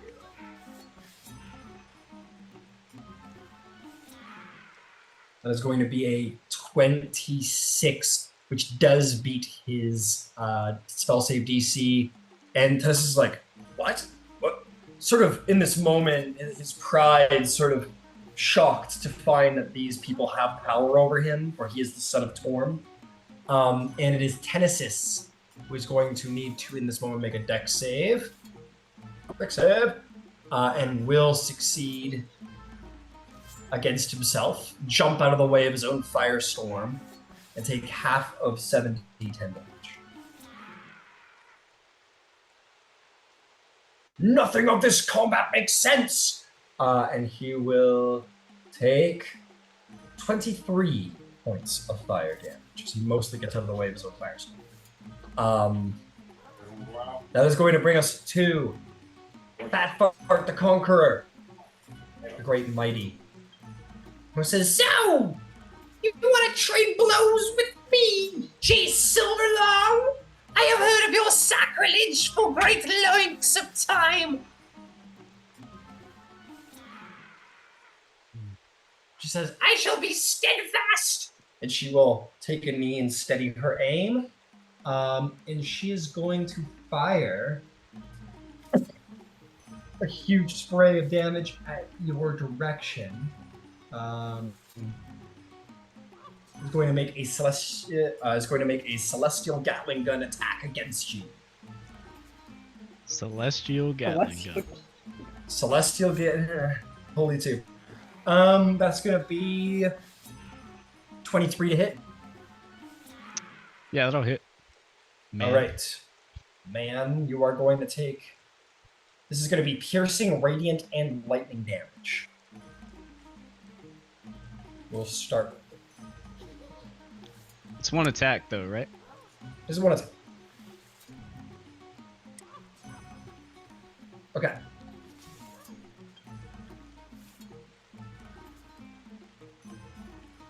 That is going to be 104 damage. Wait, that's going to be 112 damage in piercing, radiant, and lightning damage. I will spectral defense from this attack. I play my spectral defense card. That will give me resistance to all of that attack's damage. All right, take half. Take half. Well done. So that was 112. That will be reduced down to 66 points of damage. Very good. She says, "Curse you. Curse you and all of your ilk." And she's going to take another Gatling shot at you. That is going to be 24 to hit. That will also hit.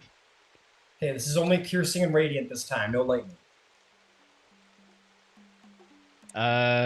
When it says attacks damage, all of that attacks damage on this turn. Yeah, only why does it that make it attacks damage. okay? Why does it say turn like it's a lasting thing? I don't know. It's weird. Just read it to me. Read it word for word.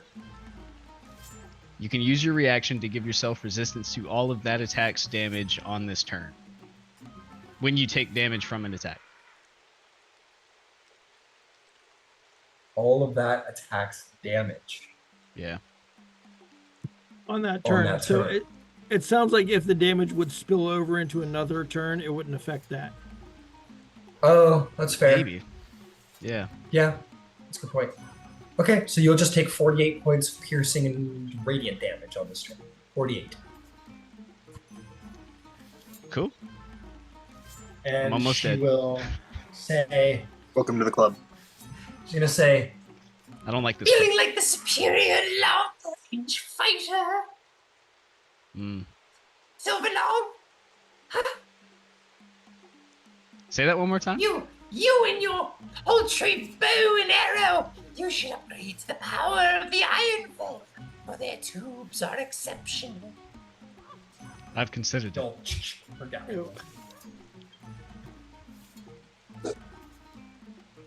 Boblin the Ascendant continues to watch the interaction with, cool. That'll bring us to Ridiki the Deathless. He goes, No, my brother, I am coming! and he is going to lie over y'all, because you're very mean and pointy. And then he's going to go to, like, here. We're only going to do about a 10-foot reach, so we don't, get sliced or diced. That's 55. And then is going to fly to here and descend to here. So that was 55, 20, 60. That has been 80 feet of movement.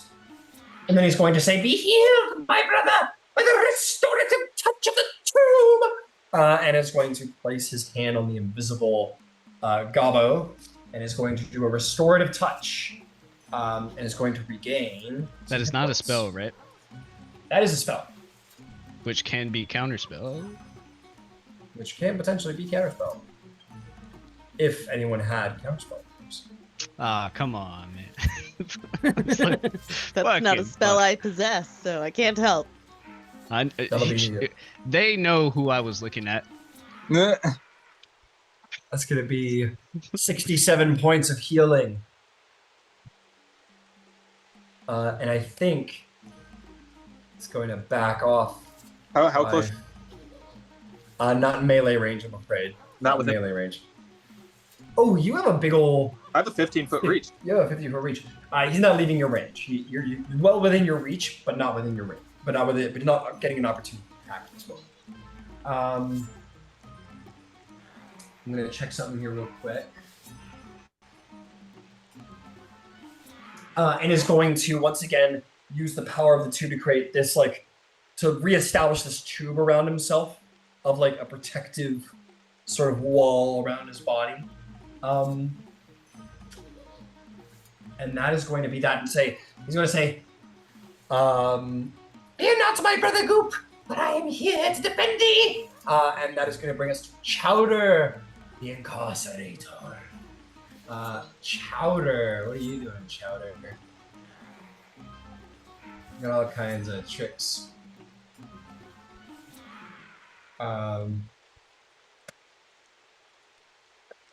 She's going to say, Let go, my friend! and is going to look at you, Brock, and is going to go, By the powers of the tomb, I stun thee! and is going to cast Power Word Stun on you. Do you have 150 hit points or less? I do not. You do not. So you have more than 150 hit points. No. You're but saying you have less than I have less. 150. Okay. I do not have You have that. less than 150 hit points. You are stunned under the effects of Power Word Stun. Which means it's probably going to be exactly as it sounds. Yeah, you are stunned. And that will be... Brutal. That's the worst condition for a player to have in D&D, man. No, Not even paralyzed. just from a worse. gameplay. No, Not even paralyzed. just from a gameplay. Paralyzed, man. Oh, well, Paralyzed auto crits, man. Petrified. I don't know. Petrified. Fuck. So that is going to be Chowder's turn. She says, "Let us perform the most holy of combat rites," and she's going to just get into like a nice little tower with her goblin-y friends. And that is going to be that, but it is about halftime here. So as we come to Tamlin's turn, let's take a break. Let's take a break. When we get back, we will resume with Tamlin's initiative. All right.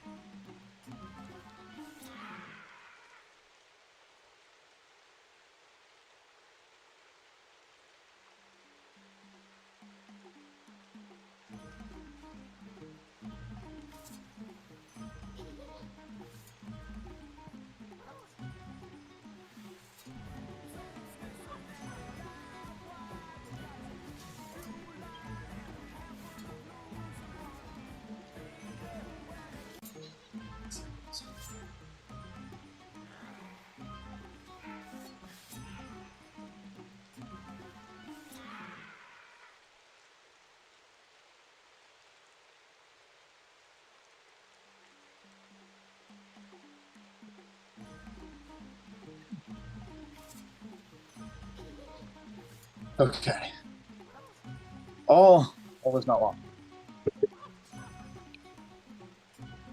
This fight might go longer than I thought. Of I do have a question for you. course. I was looking up the stun condition and by extension the incapacitated condition. Yep. It says I can't take actions, bonus actions, and reactions. Yeah. Does the grapple maintain? I would think no, but let's find out.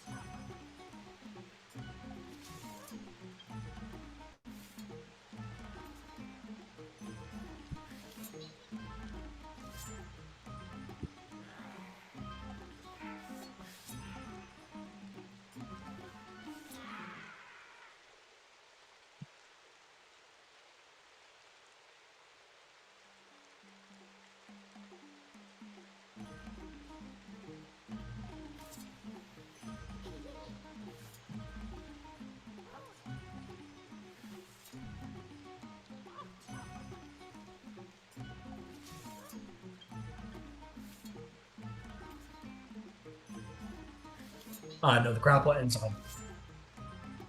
The grapple what? It does end. The grapple does end. Okay, that's fine. Do you maintain your rage while incapacitated, right? Yes, I have persistent rage. So only being unconscious ends my rage now. Got it. Okay, cool. Seeing as everyone's back, let us return to this combat. Tamlin!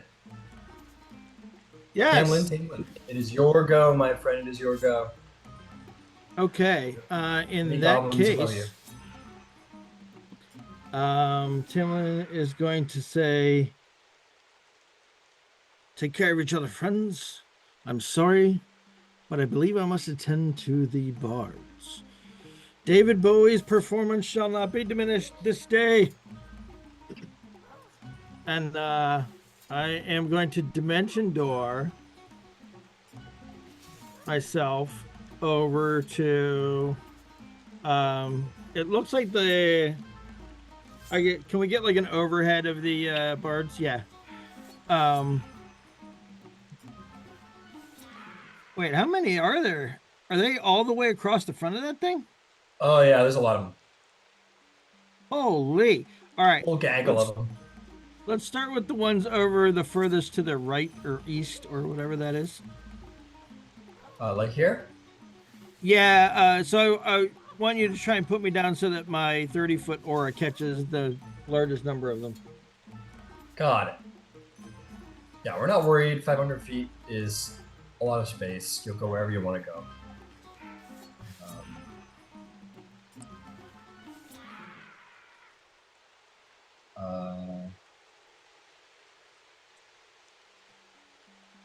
David Bowie's performance will not be diminished this day. True hero. Looks like you're catching 4 of them. Yeah, let's catch 4 of them. That's good. I'll put you right at the edge though. So as you appear right here, you are going to get all 4 of these guys. Okay.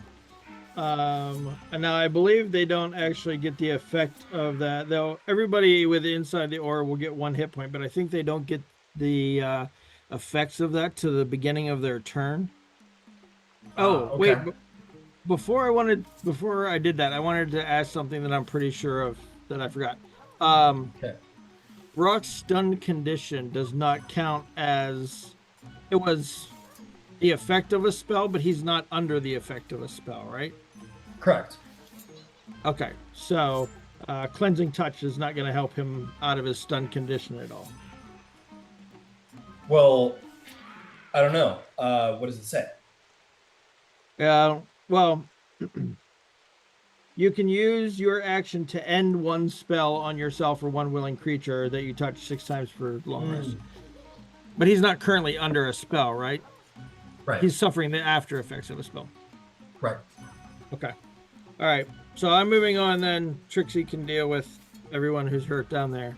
I'm gonna try and get the bards back up. Very well. So that's my action. I don't want to move anywhere because I want to get these guys back up.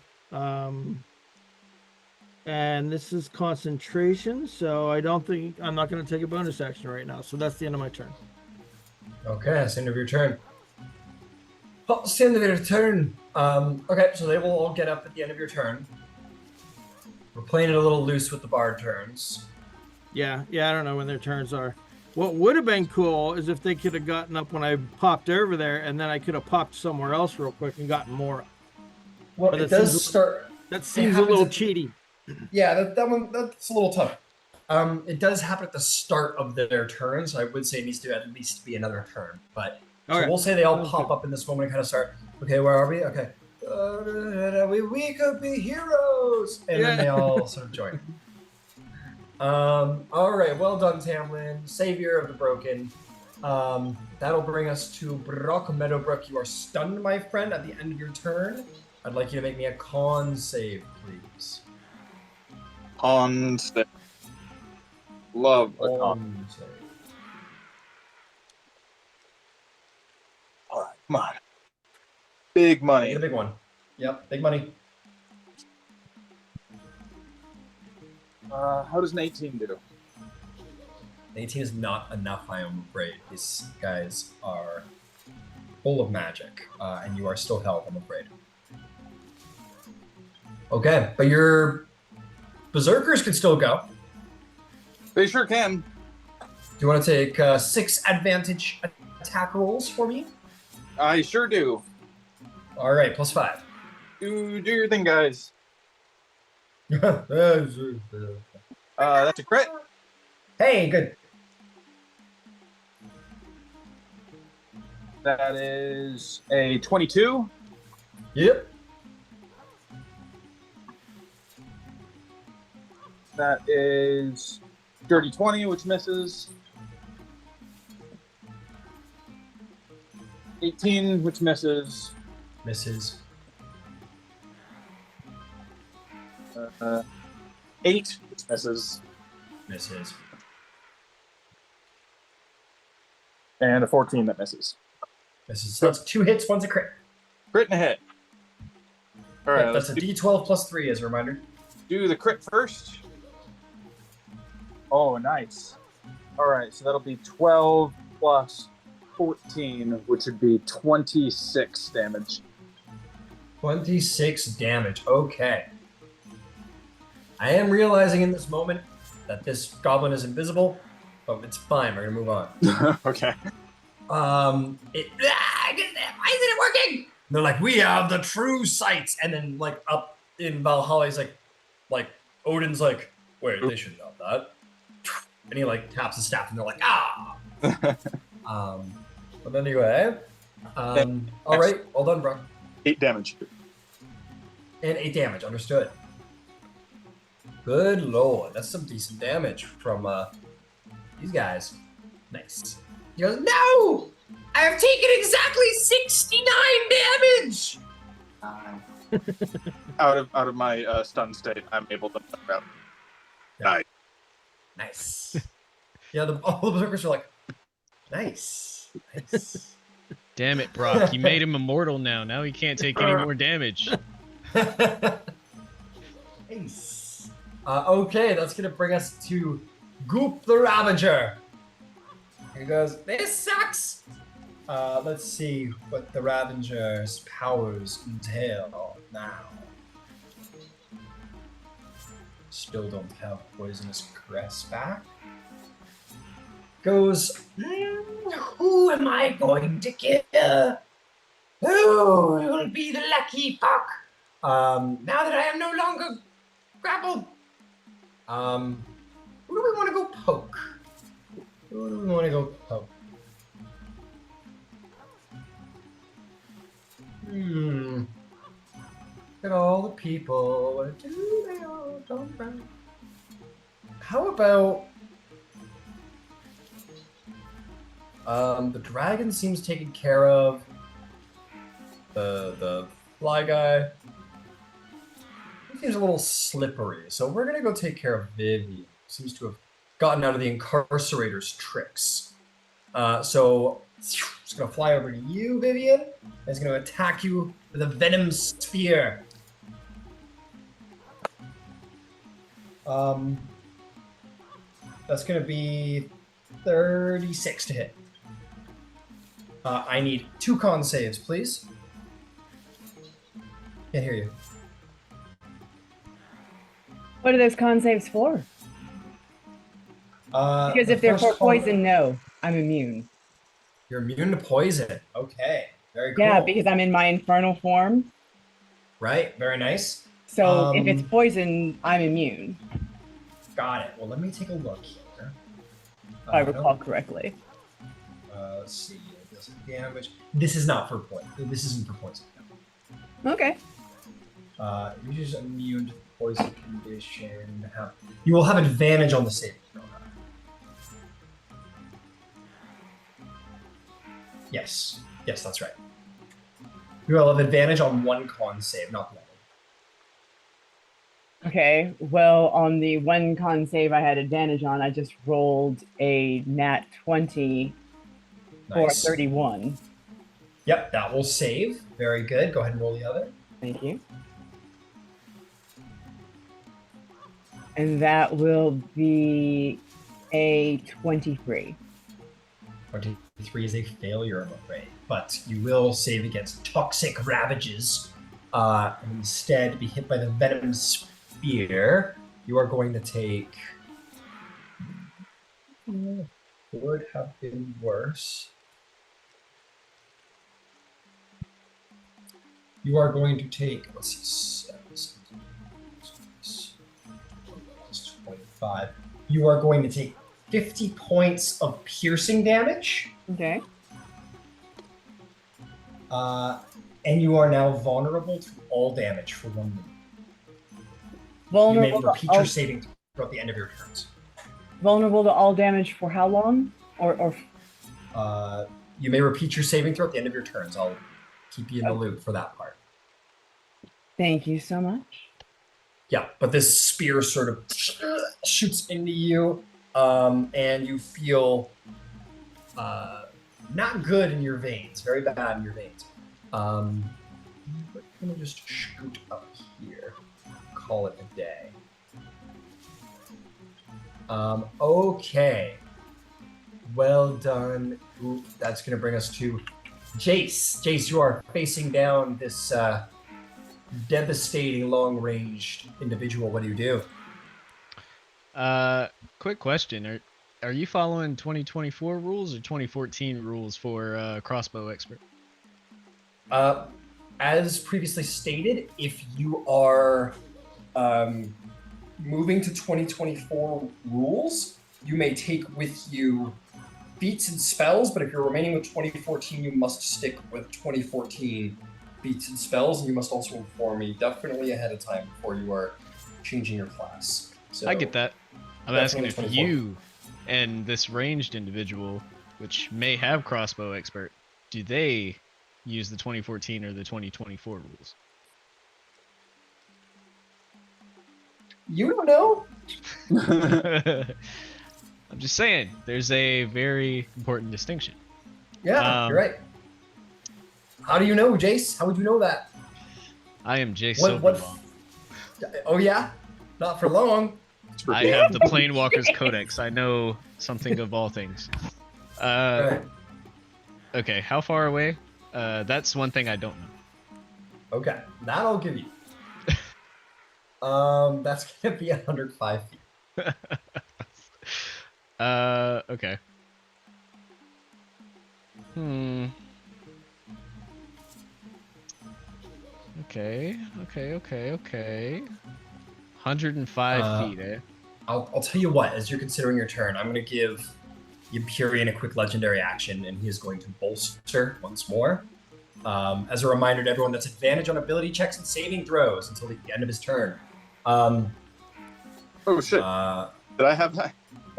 Sure, go ahead, roll one more time. Just do it. Wait, shouldn't I have had advantage on that second saving throw then? Am I close? Sure. To be clear, he's doing it now. Oh, okay, Not never mind then. then. That's fine. No. It's fine. Go ahead. I'm giving it to Brock, so you go ahead too. Okay. Dirty 20. Dirty 20 would still have been a failure. Okay. He is going to put his hammer high, and he is going to bolster you all with words. Once more, he's going to say, "We have many enemies before us. Let us fell one, united, before we fell the next. Pick one and slay it dead." And that will be his. That'll be his turn. And he will point his hammer. He says, "But I shall fell the invisible one, for I have the sight of gods, and you will not hide from me." And that will be that'll be Tennis's. Sorry, Jace, it's your turn again. What are you doing? Okay. Have we noticed that these things can see invisibility or not? Okay. In that case, I will turn invisible. Yep. As a bonus action. What's your passive perception? Passive perception is a 27. For 27, I will say that you noticed when Mr. Invisible Goop over here was like moving around and doing stuff. These guys' eyes, like especially the Deathless who healed Goop, yep, was pretty specific about like the direction of his eyes. You get the sense that it's quite possible, especially considering they're holy warriors and all. Okay. In that case, I will use the Ring of Spring's Renewal to... I'll use...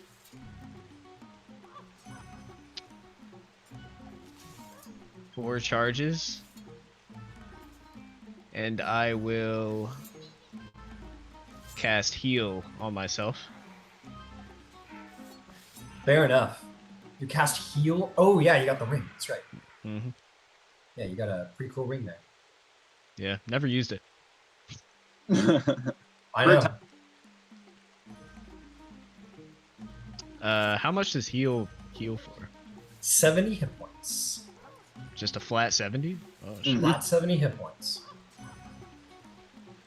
Full action, 70 points. Nice. Hell yeah, brother. Alright. Probably won't last too long, but a hit. As my bonus action, I would like to do...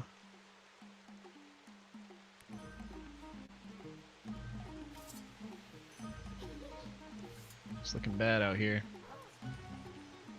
No spells. You already just cast a spell. Oh, even if it's through an item? Yep. Okay. So planar warrior?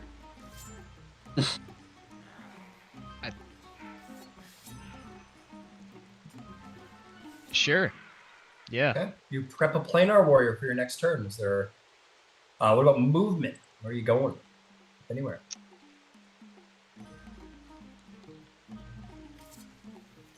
Can I stand behind Tennis's? Yeah, absolutely. Hello, big chap. Protect me. Are you from around here? Or? 35. What do you do for your glutes, man? Like, you look great. How much do you squat? How much do you squat? That thing is poking out of that skirt, dog. Look at that back, dude. What are you, like, chin up? Bunda. Yeah, I'll try to, like, kind of interpose one of Tennis's legs between me and the shooter, the active shooter. Incredible, incredible. All right, that'll bring us to Horlick the Mighty. What do you do, Horlick? Right. Who's within 30 feet of me? Either two of them. You got a lot of folks within 30 feet of you. Let me give you a little orb, and maybe that'll illuminate. So you've got the Incarcerator, you've got Vivian, you got a couple of the Berserkers, you've got Brock. It was more enemy. Enemy, you've got the the Deathless is in there too. So you got the Deathless and you got the Incarcerator. Yeah. I'll go with the Incarcerator and I'll attack her twice with Thunderhill. Okay. All right, you flying to her and attacking her? Yes. All right. Do you want to be like lower to where you're in attack range of the Deathless, or do you want to be up top? If I can split the difference, I will. If I can hit them both. Yeah, you can get into attack range of both of them. 20 feet. Hell yeah. And here we are. Okay, so first attack on the one you just moved. We'll go with that. Okay, on the Deathless. That's a nat 20 for 34. Ouch. All right, well done.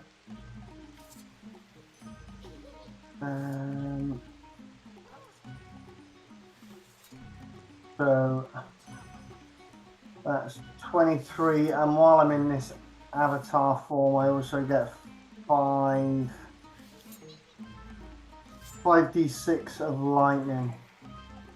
Okay. Incredible. Wow. That's another 11 on top of that, so that's 33 points to that one.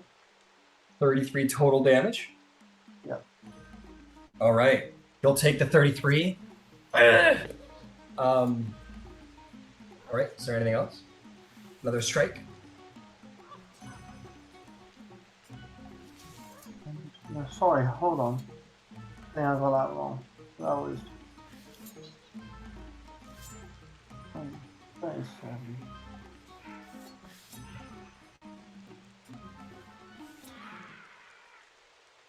Sorry, it's 56 plus 11. So, sorry, I miscounted it. I didn't add the second lot. Oh, it's 56 plus 11. Plus 11. So, Oh, and 11 on top of that. So 6.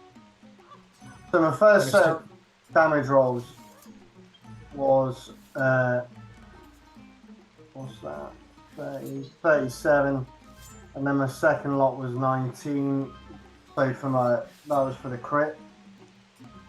Okay, so let me ask you this: how much damage did you tell me originally? From the original one, it was 37. Okay, it was 37. So how much was the grand total? 37, 50. 56 plus 11. 60. 56 plus 11 in total. 67. Yeah. 67 damage. Holy shit! Takes the 67 damage. Late where I am. No, it's all good. You're totally good. You're totally good. 67 damage. You rock him. He turns around and goes, "You will not harm me like that again." Oh, okay. I'll do it again. Shit, that's another nat 20. Hey! He is going to use Bastion of Fate to take half damage as a reaction. So still go ahead and roll it. He's just going to take half of it. Been holding on to that one. Yeah, he was holding on to that one. Well, it didn't seem so bad when it was 37, and then it became 60-something, and then there was another crit. Good God. I am protected by the tooth. Ah, fuck.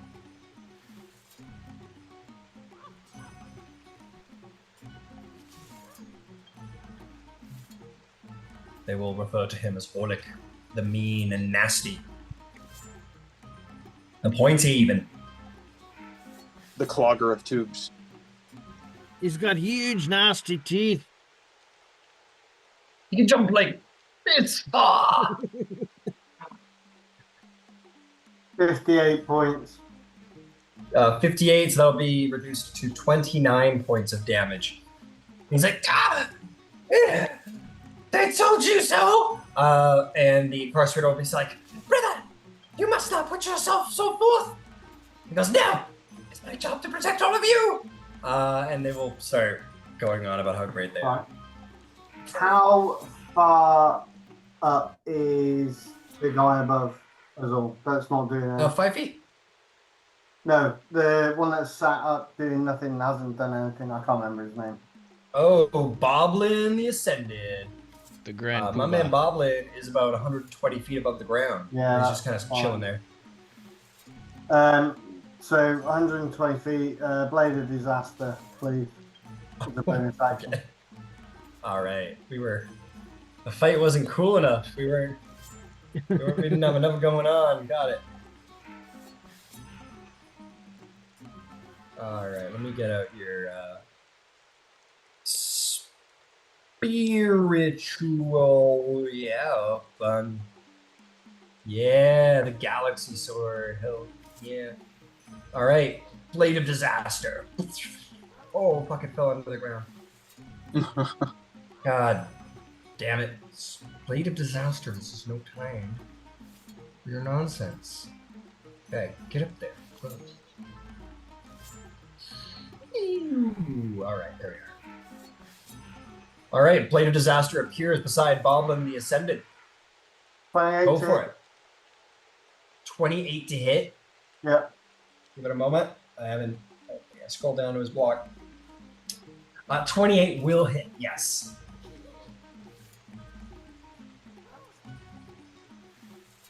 $46 damage. 46 damage. Good God. I believe you get a second attack, too. Will I get a second one with that as well, do I?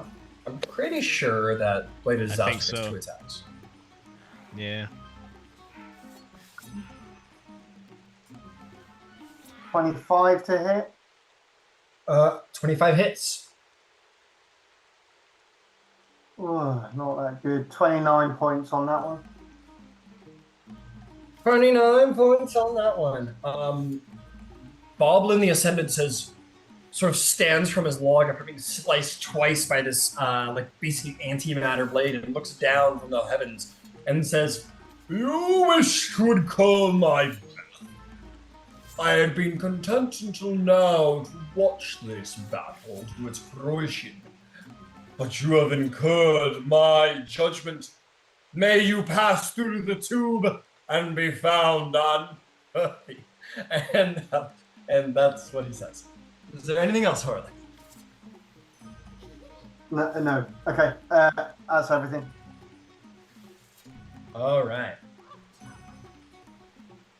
He is going to use his legendary action. Boblin the Goblin is going to use 2 legendary actions to perform Comet Fall. That doesn't sound too bad. All right.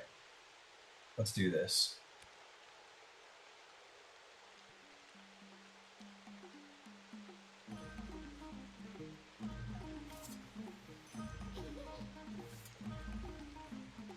Gotta make sure it's all pointing in the right directions. Sure, let's...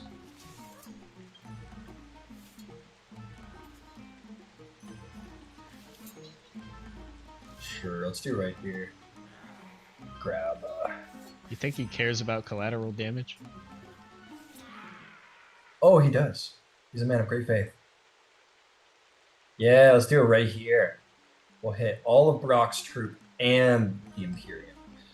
He is going to teleport, vanish, and then you're just going to see this blazing blast of flame and radiance descending from the air, and you'll see Boblin at the epicenter like Superman, like, is going to come down and hit the ground. and there's going to be this mushroom cloud as Boblin the Goblin hits the Boblin the Ascendant hits the ground in a divine comet after falling 300 feet to the ground and creating this mask. I need a dex save from all of your berserkers, Taylor. Oh, yep. I just called you by your real name, Brock. Whoa. Whoa there. So Brock's gonna automatically fail because he's stunned. Yep. But your berserkers have a +1. So they will roll, and I'll roll for Tenesis. Is it even possible for them to save? That's a great point. No, not at all. No. Tenesis is going to use a legendary action to succeed. All right, here comes it. How many hit points do the berserkers have? They have 67 points. We'll see. Okay. That is going to be 10d6 bludgeoning, 10d6 radiant. And this is definitely magic, but you are a barbarian, so we're going to roll these one at a time. So this is for the bludgeoning. That is going to be 37 bludgeoning damage, halved for Brock. So it's going to be 18 points of bludgeoning damage for Brock. 18 points of bludgeoning damage for Tenesis. And then 37 for all the berserkers. And last, this is for radiant damage, which is going to hurt Tenesis for some reason. I'm writing the stat block. That's 35. Them berserkers are no more, my friend. Those are gone with the wind. Real shame. Real shame. They were such great warriors. That's 35 radiant to you, Brock, which will definitely take, and 35 halved to that's gonna be 17 damage to Tenesis. Okay. That brings me down to 0 hit points, but because I'm still raging for persistent rage, I have relentless rage. So DC 10 con save, I believe. I gotta make a DC con save. My con is +11, so I cannot fail. You cannot be failed this day. Even in your state, you cannot be failed. Fantastic. Tenesis is going to use a legendary action. He is going to shoot a bolt at the invisible man, because he needs to be dealt with presently. That is going to be 30 to hit, which will hit. He's going to make that lightning again, because that seemed to work. A bolt of lightning fires from his hand. That is going to be 26 damage to the goblin. That is going to bring us to Trixie's turn. Trixie, thank you for your patience. What would you like to do? Okay. How many of my allies can I get in a 30-foot radius? Do you care if your enemies get into that 30-foot radius? Do I care if they get into it? No. No, okay. Just checking. And I can move to it if I need to. So I'm just trying to get as many of us in it as I can.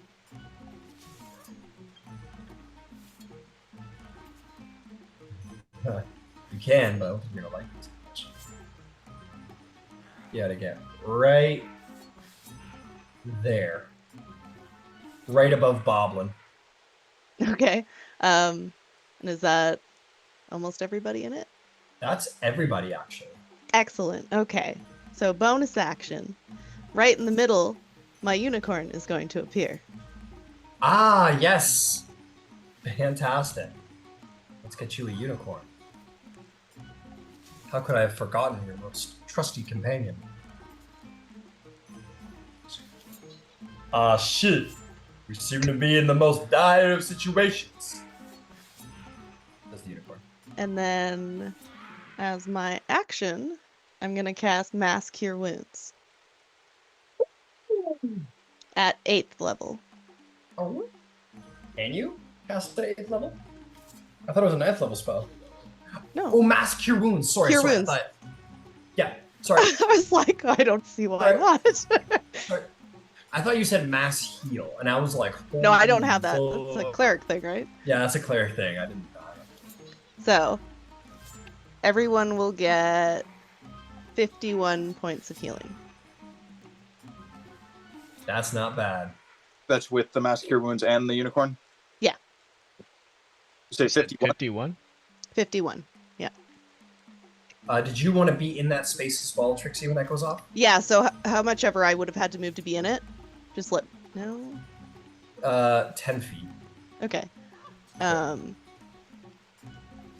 I can't do anything else, but maybe I'll... And the head honcho guy is now down here? Yeah, head honcho guy is right in the middle of everything.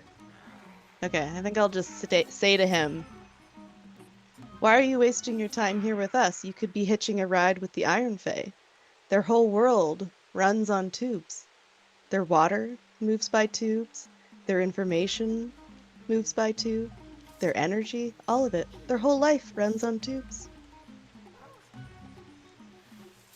Indeed, for it is the glory of the Iron Fae that we so do prosper.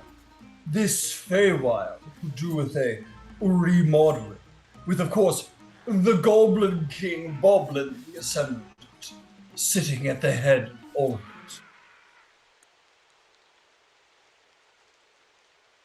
it. But I will have you make me a persuasion check, Trixie of the Infinite Wisdom. Oh, you put those. No, I am not. You have advantage, We've though. learned this. You have advantage. I do have advantage. You have such advantage, man. 16. He goes, I remain unconvinced of your argument. Even with advantage, this Feywild is far too green. It could use the color of the great tube. Metallic. And I'll just respond, I'm gonna grow all of the square shrubbery I can. All the cubes. So many cubes. Apostate! Kill her! That's my turn. Someone kill her now! Alright, that'll bring us to Vivian the Dreamweaver. Vivian, what do you do?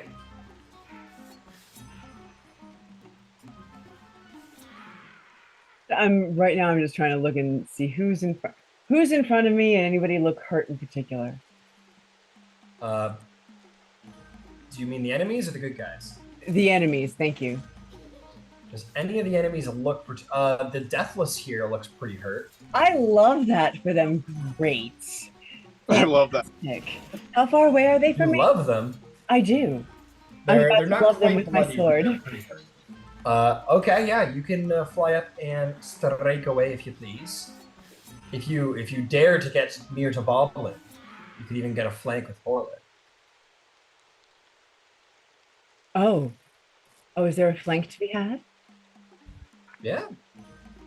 Oh, well then by all means, let us flank. All right, you get into melee range of Boblin and turn around. You show him your back. He goes, "You dare?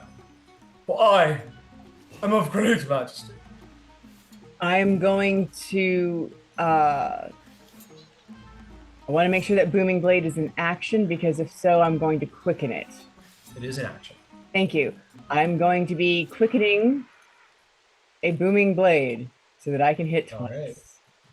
Fair enough. Go for it.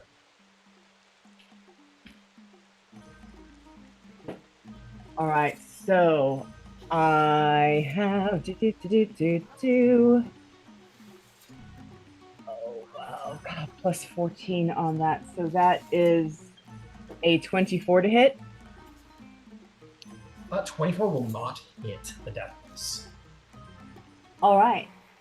You will, yeah. Their armor and shield is brawn. This is the cleric of all clerics here. Okay. Well, the other one was a little bit higher, not by a whole lot, but it's a 12 instead of a 10, so a 26. 26 will not hit either. You hit the bastion, the like spectral tube that he has shrouded himself in, and you hit it, and he says, "My faith protects me." Interesting. I'm endlessly intrigued. Do I have any more movement left? I think so. I think you moved 20 feet so far. Oh, you know what? Because I think no, I can't use a bonus action. Nah, F it. I'm good. I'm gonna stay here. All right.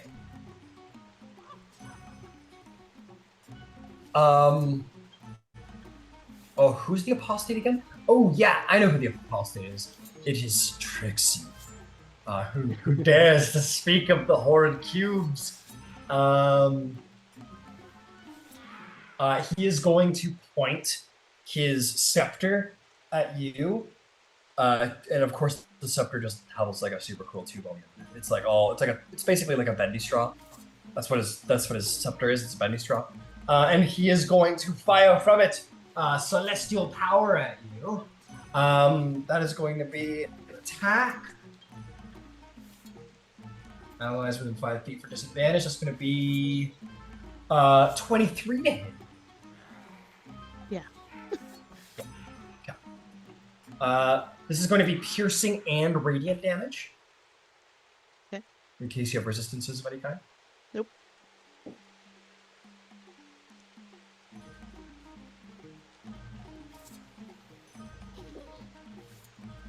That is going to be 36 points of piercing and radiant damage. That would be a DC 18 con save to maintain concentration. DC 18. There's 36 and 36, right? No, just Oh, 36. okay. Sorry. No, you're good. I'm sorry. I'm just putting all the damage together to make. Got it. Yeah, I can't. No, I could. Yeah. No, I'm fine. Yeah, DC 18. Yeah, you're good.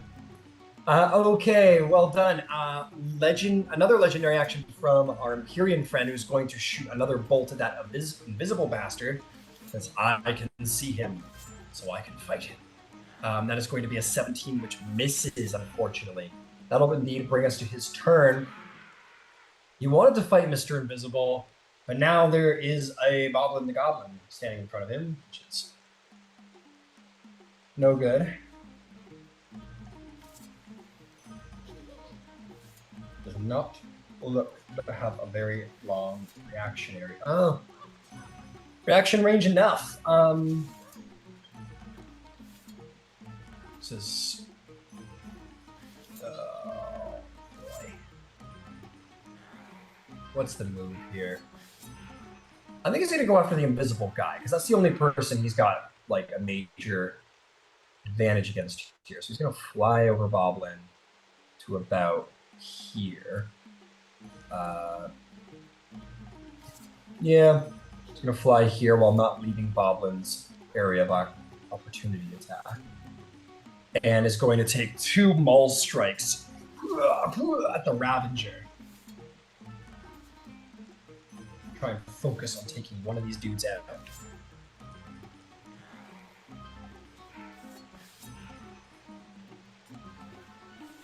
One is a natural 20 for 10 assists, and the other is a 29 to hit. So both will hit. Ravager must make a... that is going to succeed. He will not be stunned in either case, but it's going to take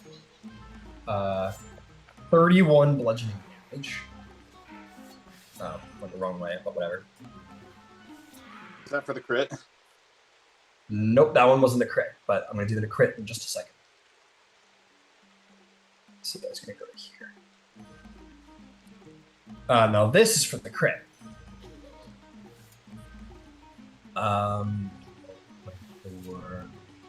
36.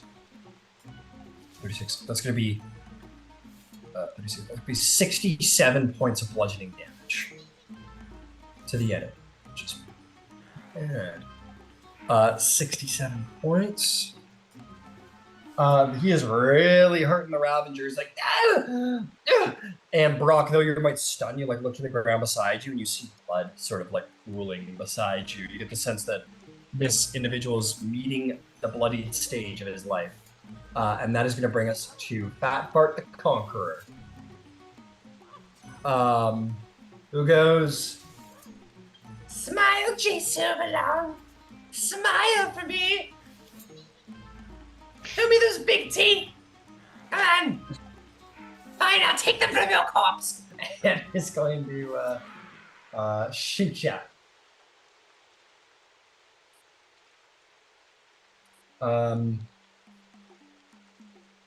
Let's do this. That is going to be a 26 to hit. That'll hit. She is not going to move. She is going to utilize the power of her steady aim to do extra damage on this first shot, considering hopefully you'll be in range. Yeah, you're well within range. So this is going to be lightning, piercing, and radiant damage if you have any resistances. Yeah, I'll resist with my reaction. Spectral defense. Oh, you'll take half. Okay, cool. Okay, so it's going to be plus 2 plus 8. Cool.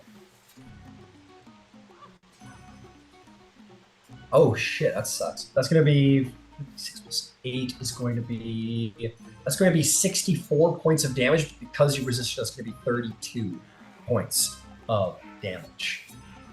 Excellent. Excellent. All right. And then she's going to fire again at you. Let's go down, I said. Go down. That's going to be 24 to hit. That will hit. Or 8 is going to be it's going to be 55 points of radiant and piercing damage. Okay. Did we rule that spectral defense works on that entire turn, or no? No, Okay. just the one attack. So 55. 55. As she unloads on you. Kinky. And she'll stay put. And that is going to be her, bringing us to the turn of Boblin the Ascended, who has been drawn into battle. And he's going to say, "It is high time that we did away with these bonds of nature, and did unto a new era of tubes, pipes, and other grand things that will bring forth the era of, what was that word that Iron Fey individual used? And one of the people will say, Industrial Revolution, sir? He goes, yes, into a new era of industrial revolution here in the Feywild. And he is going to, let's see. Holy shit. Oh, it's only a 5. So that explains the okay. Man, oh man, it would be way cooler.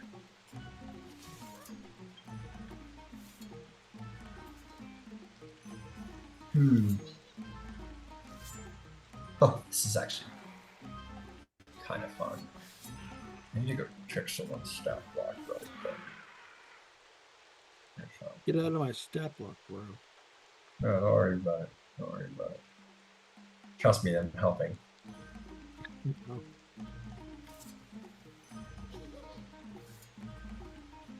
Okay, let's check that. Where are you? Okay.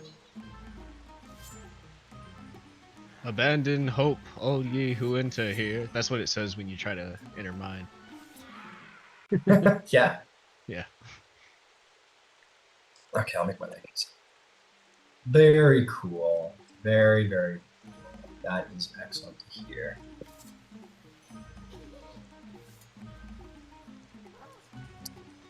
Oh man. Okay. Oh, you know what? One more. Let me check one more thing before I proceed. The Because age I know of Fey is over. It is the the time age of the of goblins. Goblin. Begun. I'm just picturing that fucking like the white orc from that one shit. Yeah. Yeah. Right. That makes sense. Okay. Sorry, there's a lot to look through. Sorry. Trying to go as fast as I can, guys. It's a lot of shisa.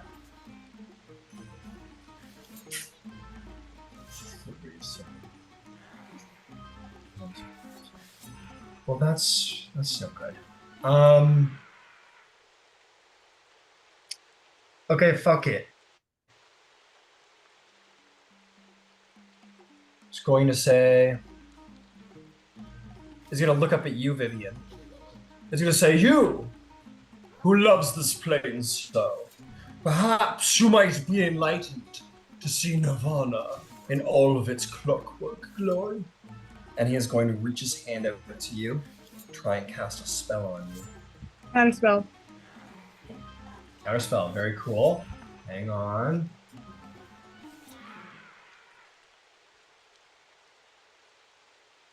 Just a moment.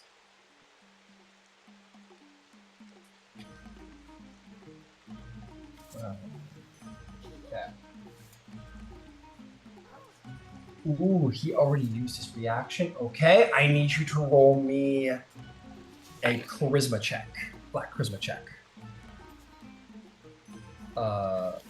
Yeah.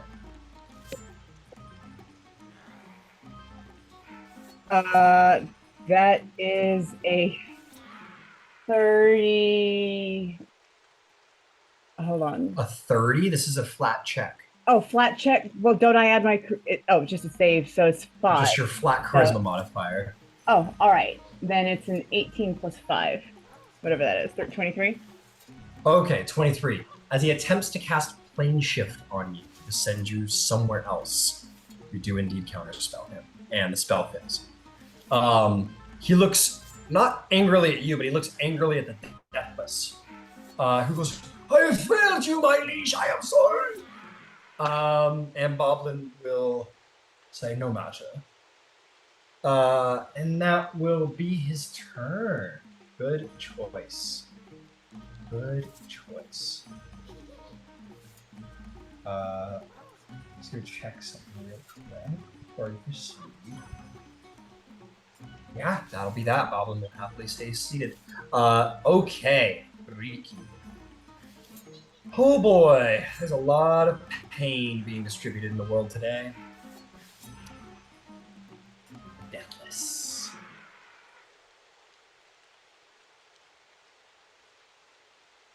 Yeah, we're gonna have to do a bit of a restorative touch because Goop is hurting, so is he. Yeah, he's going to do a restorative touch on Goop. He's going to heal.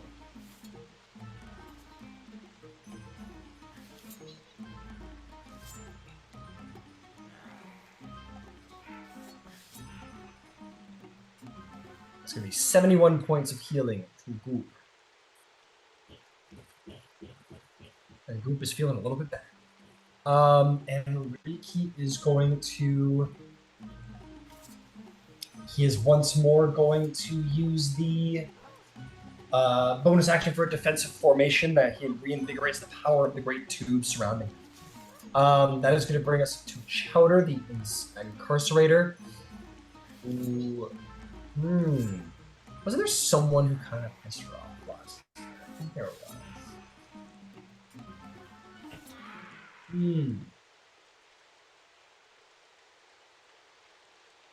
Ooh, let me see if she gets her.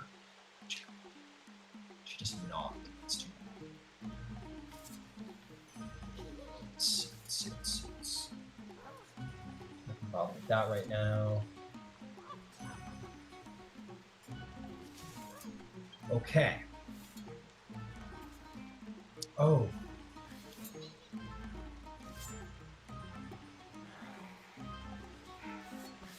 Okay, whatever. It's too late.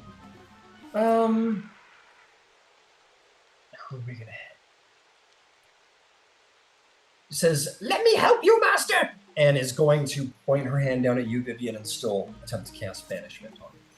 So I would like you to make me a charisma saving. Okay, so this is a charisma saving throw. Yes? Charisma saving throw this time. Yes. Thank you. I just want to make sure, because this is the one that I will add a 12 to.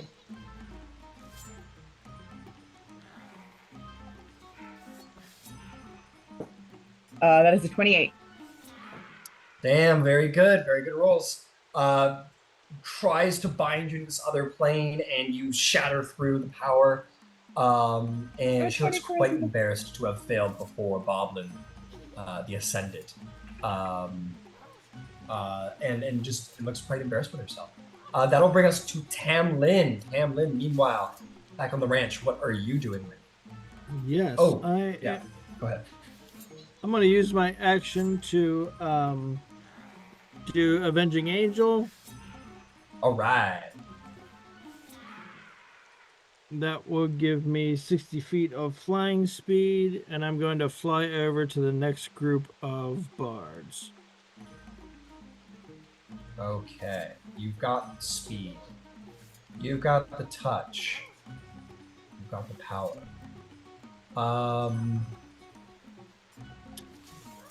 Looks like 3. Yeah, it looks like you're gonna have to get 3. I'll get those 3. Cool. Yeah, you fly over there. It's a little. You can get to here, and you can still get them all.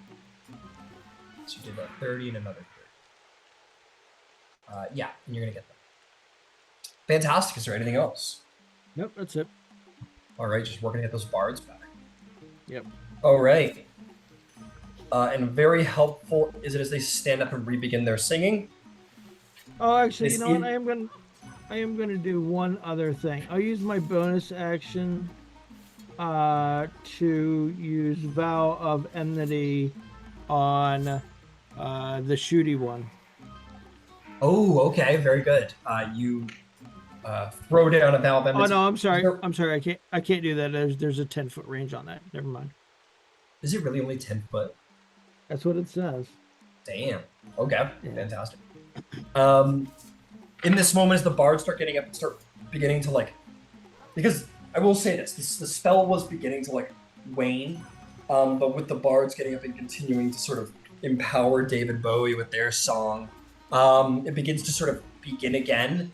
But because the individuals at the top of that tower were unaware of what's going on down here, they were maybe trying to compensate for the bards, and then their sudden arrival causes an influx of energy, and an excess of magic is poured into the spell. It shoots up and fires down, and it somewhat reminds of when Starleaf tried to pull forth all of her power and push it up in that came down to destroy the land. As that magical force is plummeting down towards the ground, you think it might be quite dangerous. Indeed it is. Those of you who possess harmonies, there are 15 spell slots you'll need to take into yourself. I will take some of those. I'll take 10. I'm gonna take 100 points of damage. This is no. Hang on a second. This is you are receiving. Oh, so we're getting back. Okay.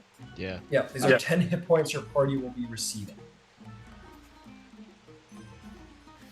Oh, okay. Awesome. Can I get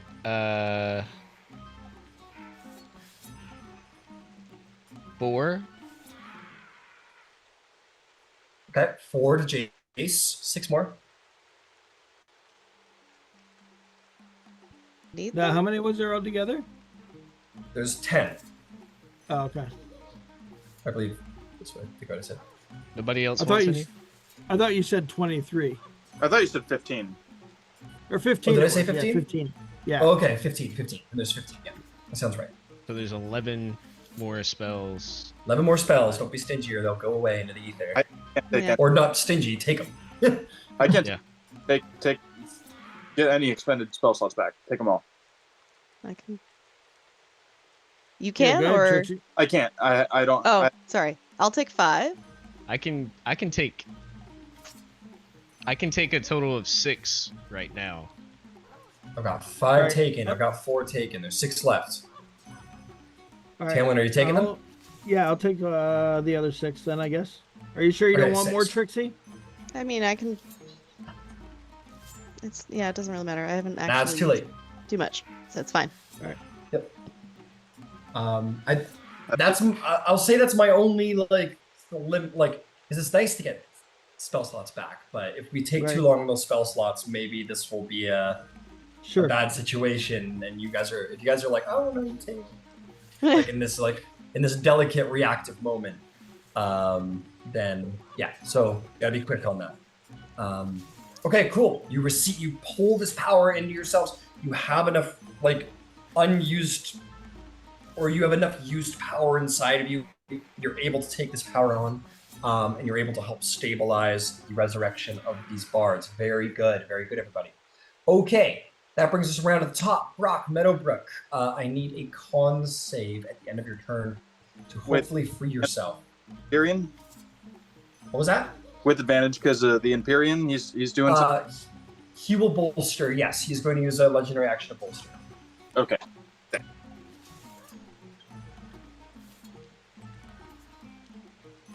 That's better. 27.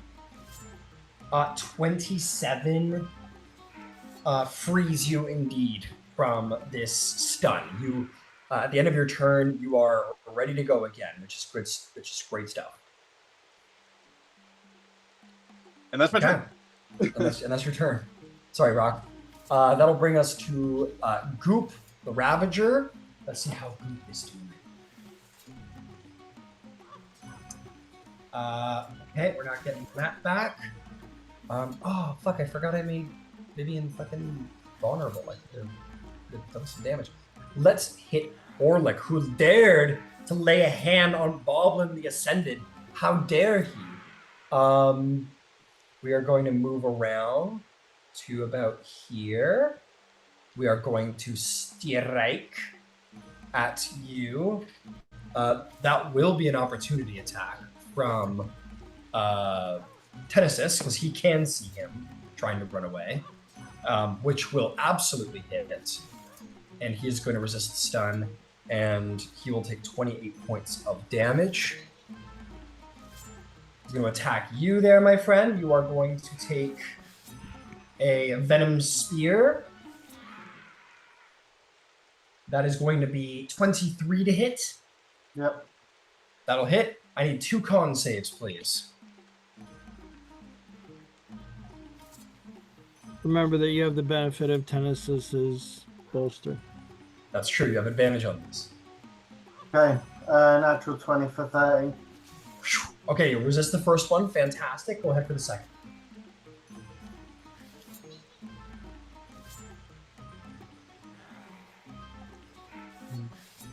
$17 for the second one. 17 for the second one. The 17 on the second is going to fail. You will become vulnerable to all damage. You may repeat this con save at the end of your turns. You are also going to take 30 points of piercing damage. Okay, he was the one that I hexed at the start, so I'll Hellish Rebuke on him. Fair enough. Yeah, go for it. Yeah. Do you have to be able to see the target in order to Hellish Rebuke him? Let me read. I don't think so. But if I've hexed him, I'll know where he is. I don't anyway. think so, even if you weren't hexed. From what I remember, I don't think you needed to see them, but I could be It says wrong. you point It's been a your while. finger, and the creature that damaged you momentarily surrounded by hellish fire. Okay, beautiful. Yeah, he'll take it. Excellent. Oh shit, he rolls a nat 1 for a 19 to save. That was a dex 18 anyways. That'll be a save.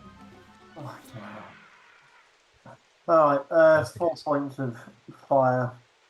4 points of fire damage. He gets the hex though. The hex is full. Oh, the hex is Which is a 6, I believe. That's, oh, that's necrotic damage, and they're immune to necrotic damage. Alright, and with that, he's leaving because that hurt. Or he's backing off at least. So he's gonna move to here, not that anybody knows that. And that will be Goop's turn. I think Tennesis is just gonna start firing off legendary action bolt. And misses with his bolt, unfortunately. Jace, Silverlong, what do you do, my friend? So I can't see that guy anymore. Yeah, that guy ran off. He's been invisible this whole time.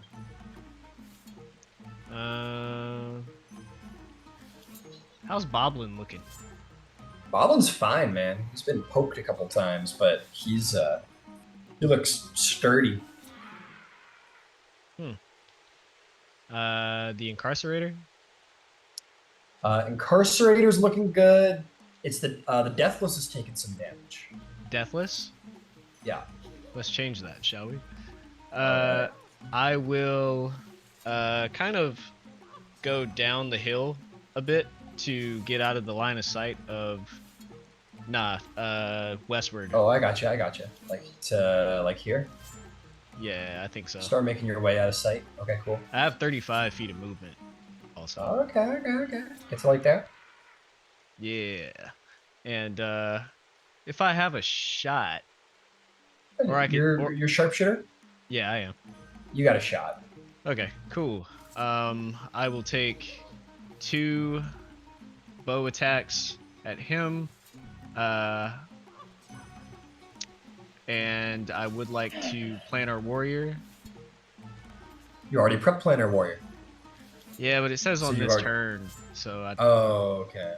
Yeah, that was a wasted turn, basically. So yeah, I will Planar Warrior, and I will shoot. Hell yeah.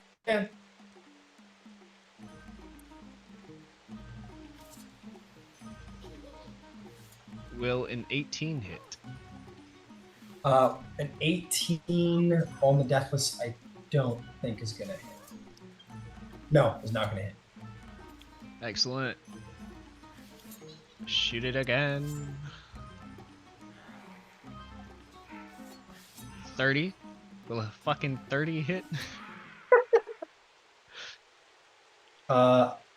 He used defensive formation last turn, so unfortunately a 30 will not hit.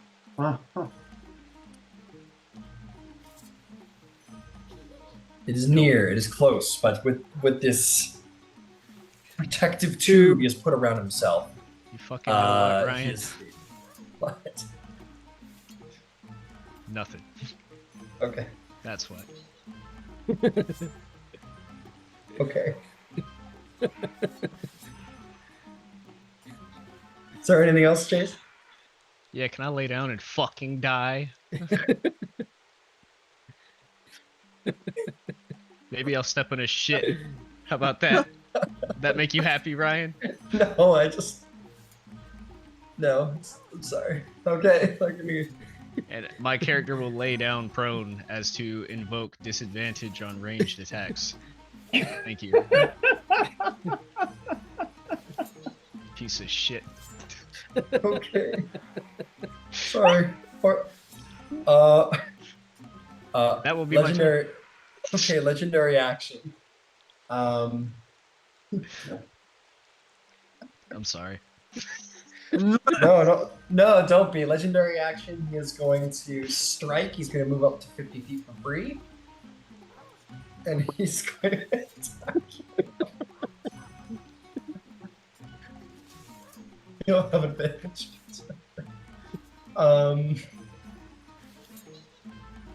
He'll look at him like, end it. Do it. Does a 33?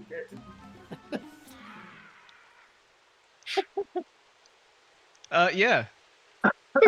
Yeah, it does, man. At disadvantage? Holy shit. No, not And when why is it laying a down. disadvantage? He's prone. When you're laying prone against a melee attack, they have advantage. Oh, great. Oh, Yeah. shit. No.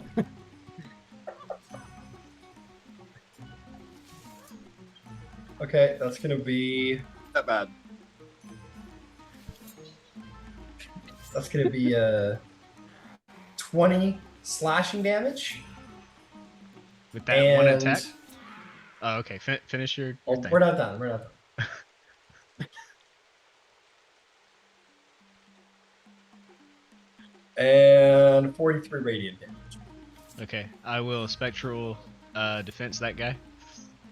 Okay, so just to add that all up, that's going to be 63 reduced to 62. So it's going to be 31 points of damage total from the one attack.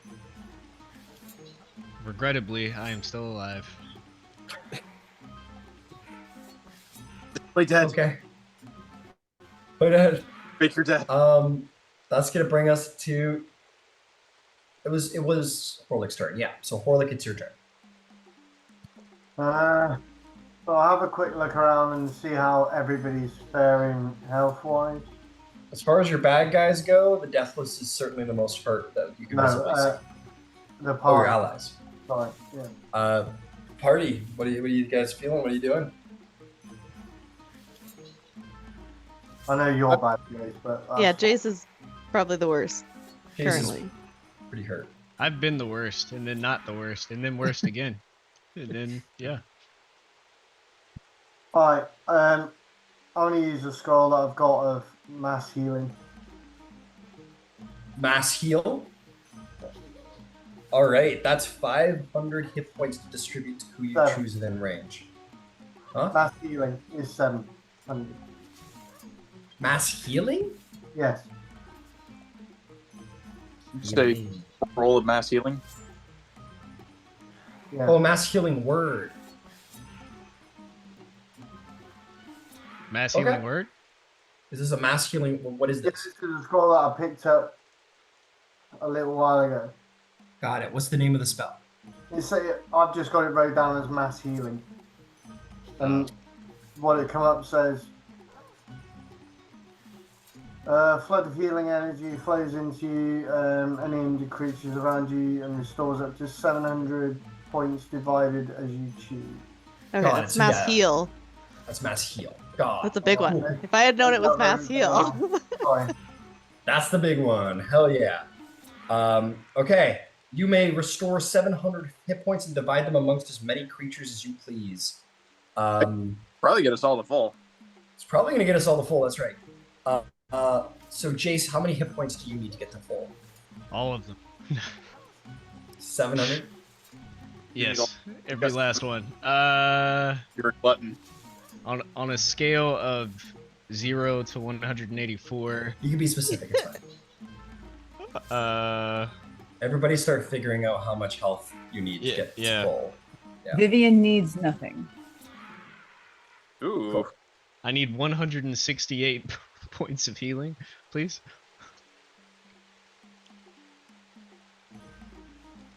I would like a crumb of 180. So 168, 180. Who And then else? I need 10 to get back up to what I'm full. Trixie, do you need any healing? How's Tennessee? Oh, Tennesis needs a whopping 58 points to heal up to full. I would need 107. Okay.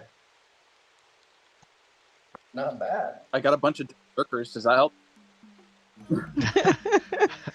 Would I be able to? What about the bards and tanlings? It doesn't give me a range on there. It gives you, it is 60 feet range, but I'll tell you what, because we're sort of in a, there's a portal open to the astral plane, which is the realm of the gods. Make me, because charisma is your spellcasting ability modifier, make me a charisma check to beseech the Storm Lord to extend your power forth.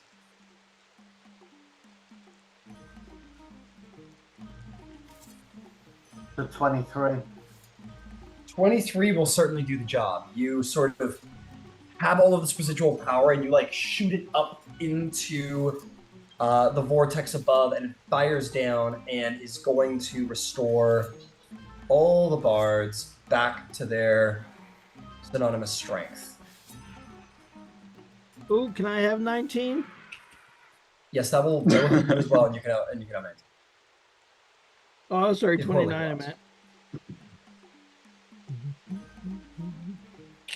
So I believe that should be a full party. Full party, all the bards should all be up to 100%. All right, now I can fight. There you go. Now the real fight can begin. Now the real fight can begin. Second Well stage. done, Horlick. Is there anything else you'd like to do, my friend? Want to start sending that blade to come action, down and get you? I will move the blade as 30 feet down towards where we are. Got it. All right, blade's on the way. Yeah, Any movement, Horlick? I'm not going to move. That's me. Understood. Trixie, you're up to bat. I had a plan, but that just wiped that plan. Make a new one. So give me a second. Make a new one. Let me think. So Ryan, then what check did I need to make after I failed that second one? You said I needed to make a check at the end of my turn. That's right. You need to make a con save to try and end the effect on yourself at the end of your turn. Good catch. You should have advantage. Yeah. Yeah. This is a bolster. 26. 26 will succeed. You are no longer. Let me double check. This is the Ravager 26. 26 does succeed. You are no longer vulnerable to all damage. You are back to not being that. Anything from you, Trixie? So, question. The invisible Yes. guy, before he flew away, was Yeah. he within 30 feet of me? Because I have blind sight to 30 feet with this form. He before he Beside flew away, Horlick. yes. Yeah, before he Okay. flew away, yes, he would have been. So I just want to fly in the direction that I saw him go, because I can't see him now. He's too far away. But I'm Yeah, just but going you to try will. to fly and see if I can eventually see him. If 30 feet takes you over to here, I don't know how much flight speed you got. I have but 60. Got it. So plus another 10, just flying in his general direction. I just want to inch you along until you know exactly what you're playing with here. Okay, there. You definitely catch him at that point. You see him with your blind sight. Okay, so bonus action, breath weapon. So it's a Hell dex yeah. save. Dex save. That's cocked. Dex save is going to be at 29 to save. Okay, that saves. So he'll Half take damage though. 12 out of the 24 force damage. All right, 12 damage. Very good. Is there anything else? How much did I go towards him? Was it That would 40? have been 40 feet. Yeah, you have 20 left. Alright, Trix is gonna do something she doesn't normally do. Well, I have.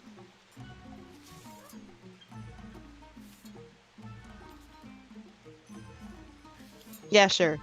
She'll fucking get within. Oh, she's within 30 feet already. She's gonna thorn whip him. Thorn whip. He's like, what the I can't. fuck, I can't cantrip? really. Yeah. All right, so- make an attack roll. Get his ass.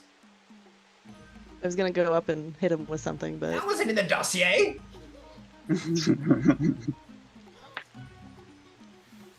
oh, that's a horrible roll. That's not gonna hit. 20 to hit. 20 is just shy, I'm afraid. Yeah. Okay, that's it.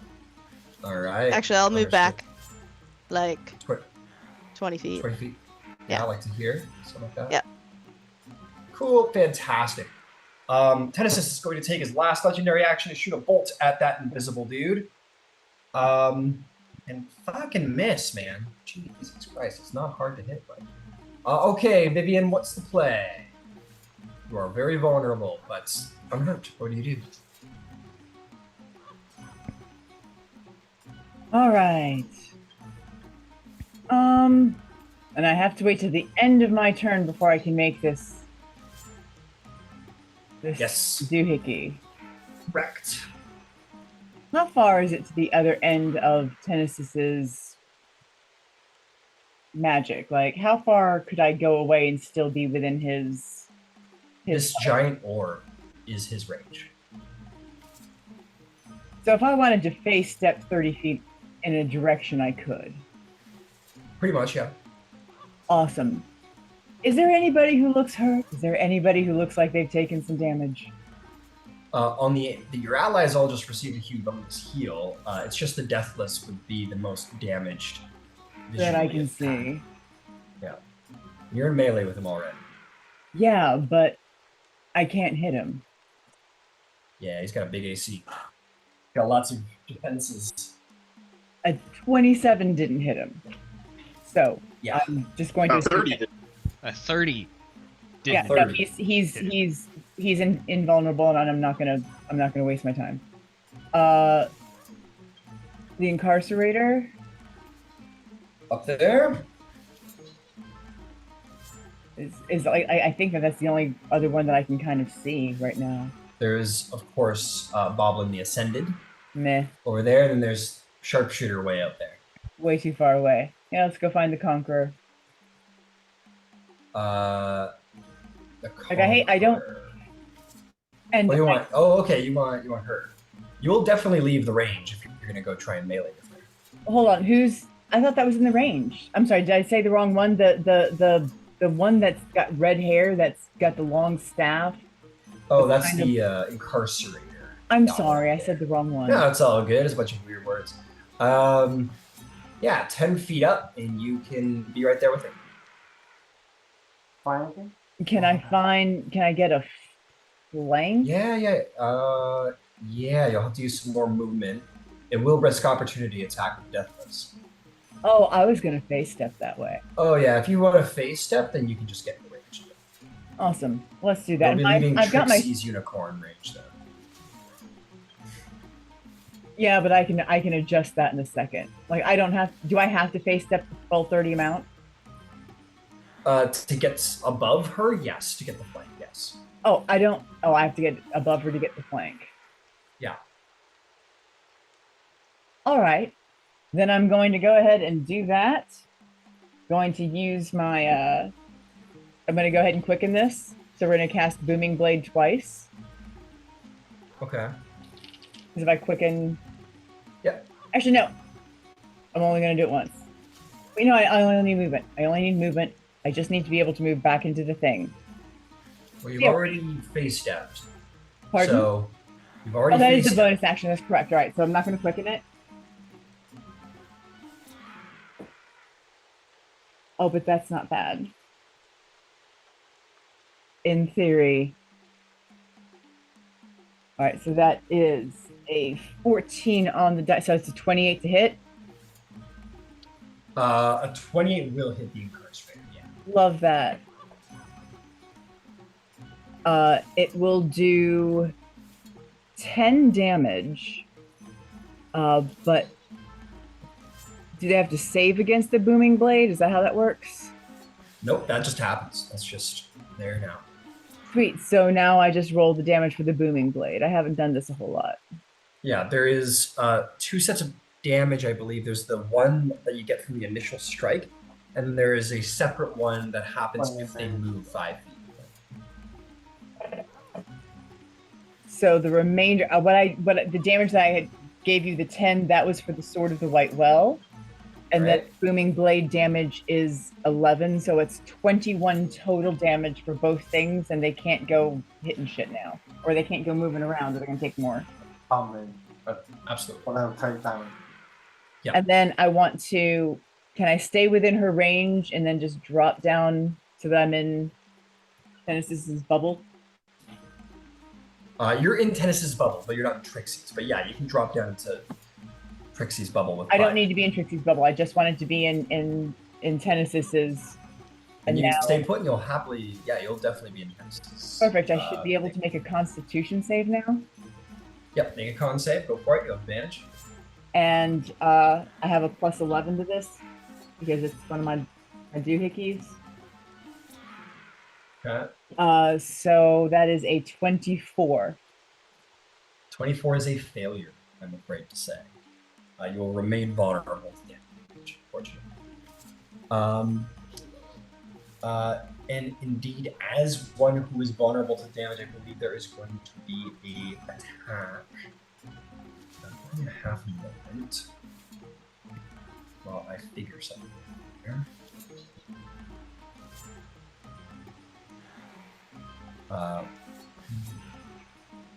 Okay, let's see. Ranges. Here's just can't miss.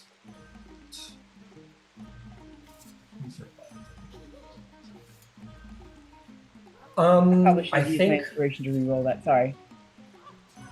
Boblin's going to turn around. I think he is going to fire up at you with his scepter.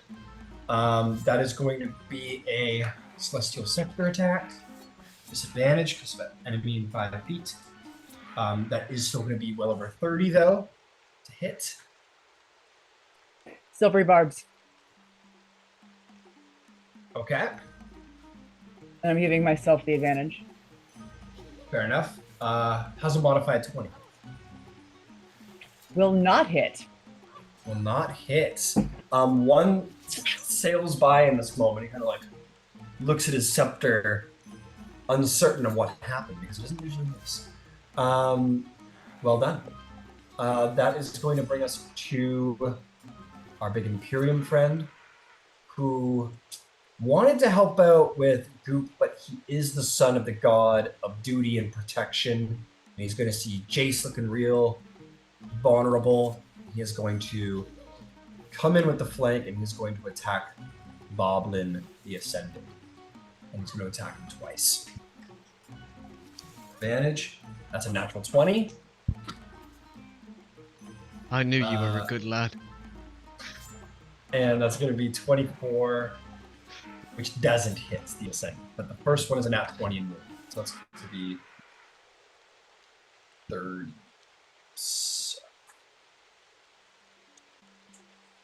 So 36 plus 72 points of bludgeoning damage to Boblin the Ascendant as he whacks him across the back of the head. He is not stunned, and he turns around and just manages to get his shield in the way of the maul and defends himself from Tennis's assault. But he looks at him and says, "Face me!" And that will be that. That's going to bring us to Fat Fart the Conqueror. Yes, we will go after the vulnerable one, I think.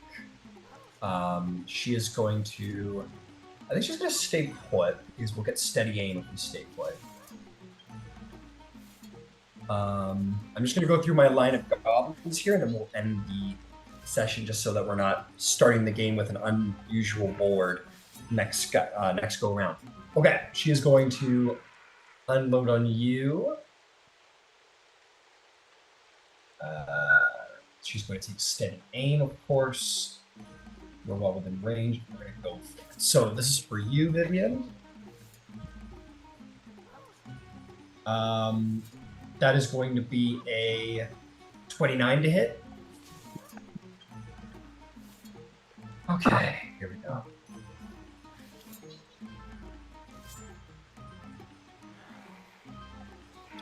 This is, as a reminder, this is going to be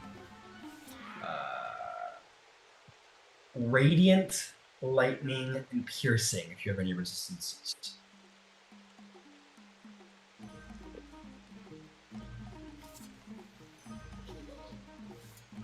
So that is going to be 58, which becomes 116 points of damage, Vivian. And then she's going to take her second shot.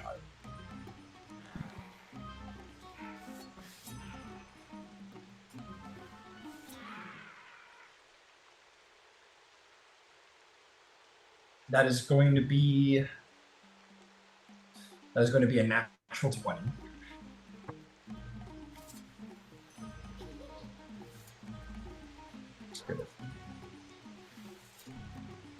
Just piercing and radiant damage. Oh, and got another silvery barbs in you? It's a little teeny bit far away.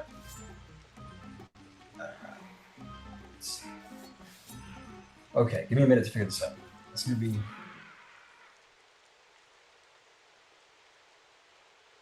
You unmuted, Vivian. Yeah, no, it's she's down. She's down. You can roll whatever you want, but she's down. I know, I'm checking for something else.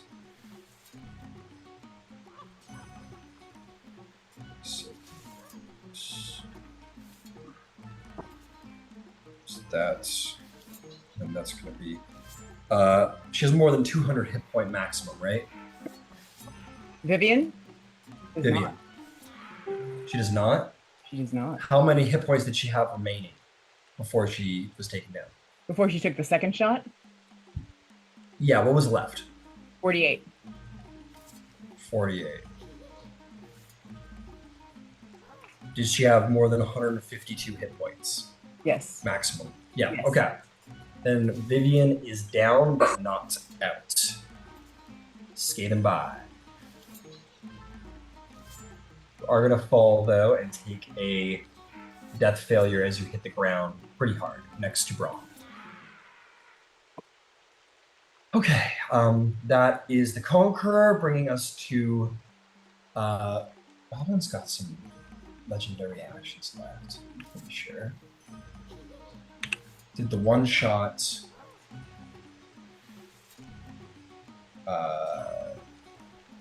Did the attack. Yeah, he'll do a strike against our Empyrean friend in Retribution. That is going to be. Let's see here. That's going to hit. He is going to take. Let's see here.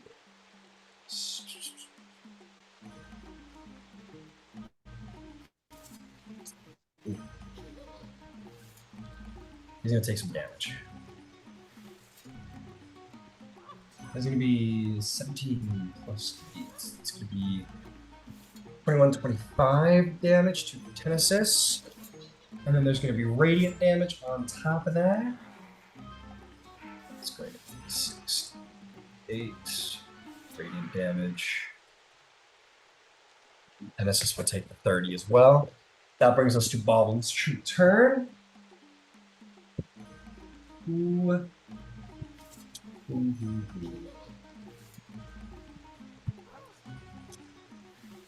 I think we want to get rid of him, and we are being a little overwhelmed. He is going to reach his hand out for Tenesis, and he says, "Be gone from this place!"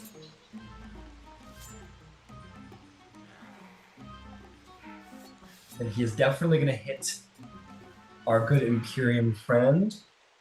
And with a plane shift, Tenesis is ejected from this plane of existence. What? Dick move, Banner.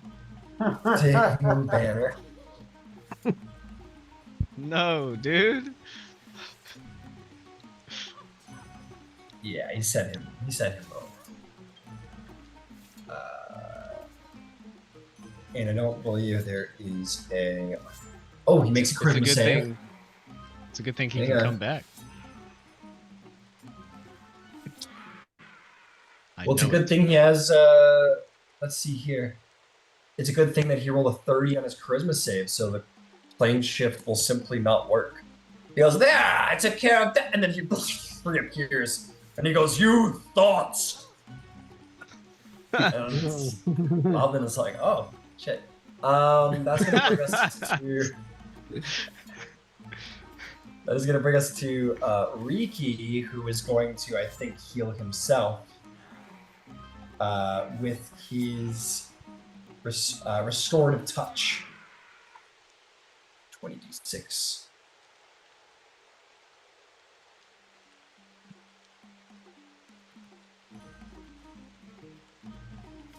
for 64 points of healing.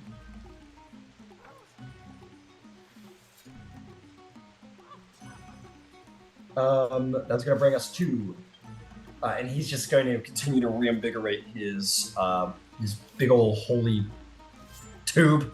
That is going to bring us to Chowder, the incarcerator. Says, "Fine, if you can all be sent away, then you will serve us." And is going to use, she's going to use her grand magic to instantly cast planar binding on our Empyrean friend. You son of... Oh my fucking god. Hang on a second. It ain't over till it's over. Hang on a minute.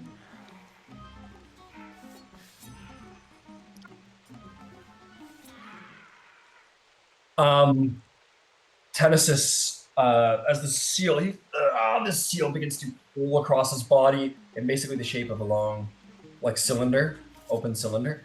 And he says, "I have been bound by such cruelty before, but not again." And he is going to take celestial magic in his hand. He's going to burn the mark away as he rolls a natural 20 on his Christmas. And will definitely resist. So as we come to Tamlin, we will end the session with this. Though an audience was never paid, the gods watch, and they watch carefully, for the Feywild is the realm of the elves. And as this happens, you feel there is this huge downpour of magic, more so than anyone calculated for this ritual. Mordenkainen thought this is an anomaly that was entirely unexpected. And divine magic should not be involved in this, other than what is being brought to the ritual by your casters. Because this is not trying to pull divine into mortal realm, not divine into material. You're trying to just expunge material into the astral, which isn't celestial. But in this moment, there is a huge downpour of celestial energy as something else, something anomalous, perhaps something majorly divine, pours energy down into this ritual, enough so to destroy the Feywild. But you are all here, and you are all present to dampen such powers.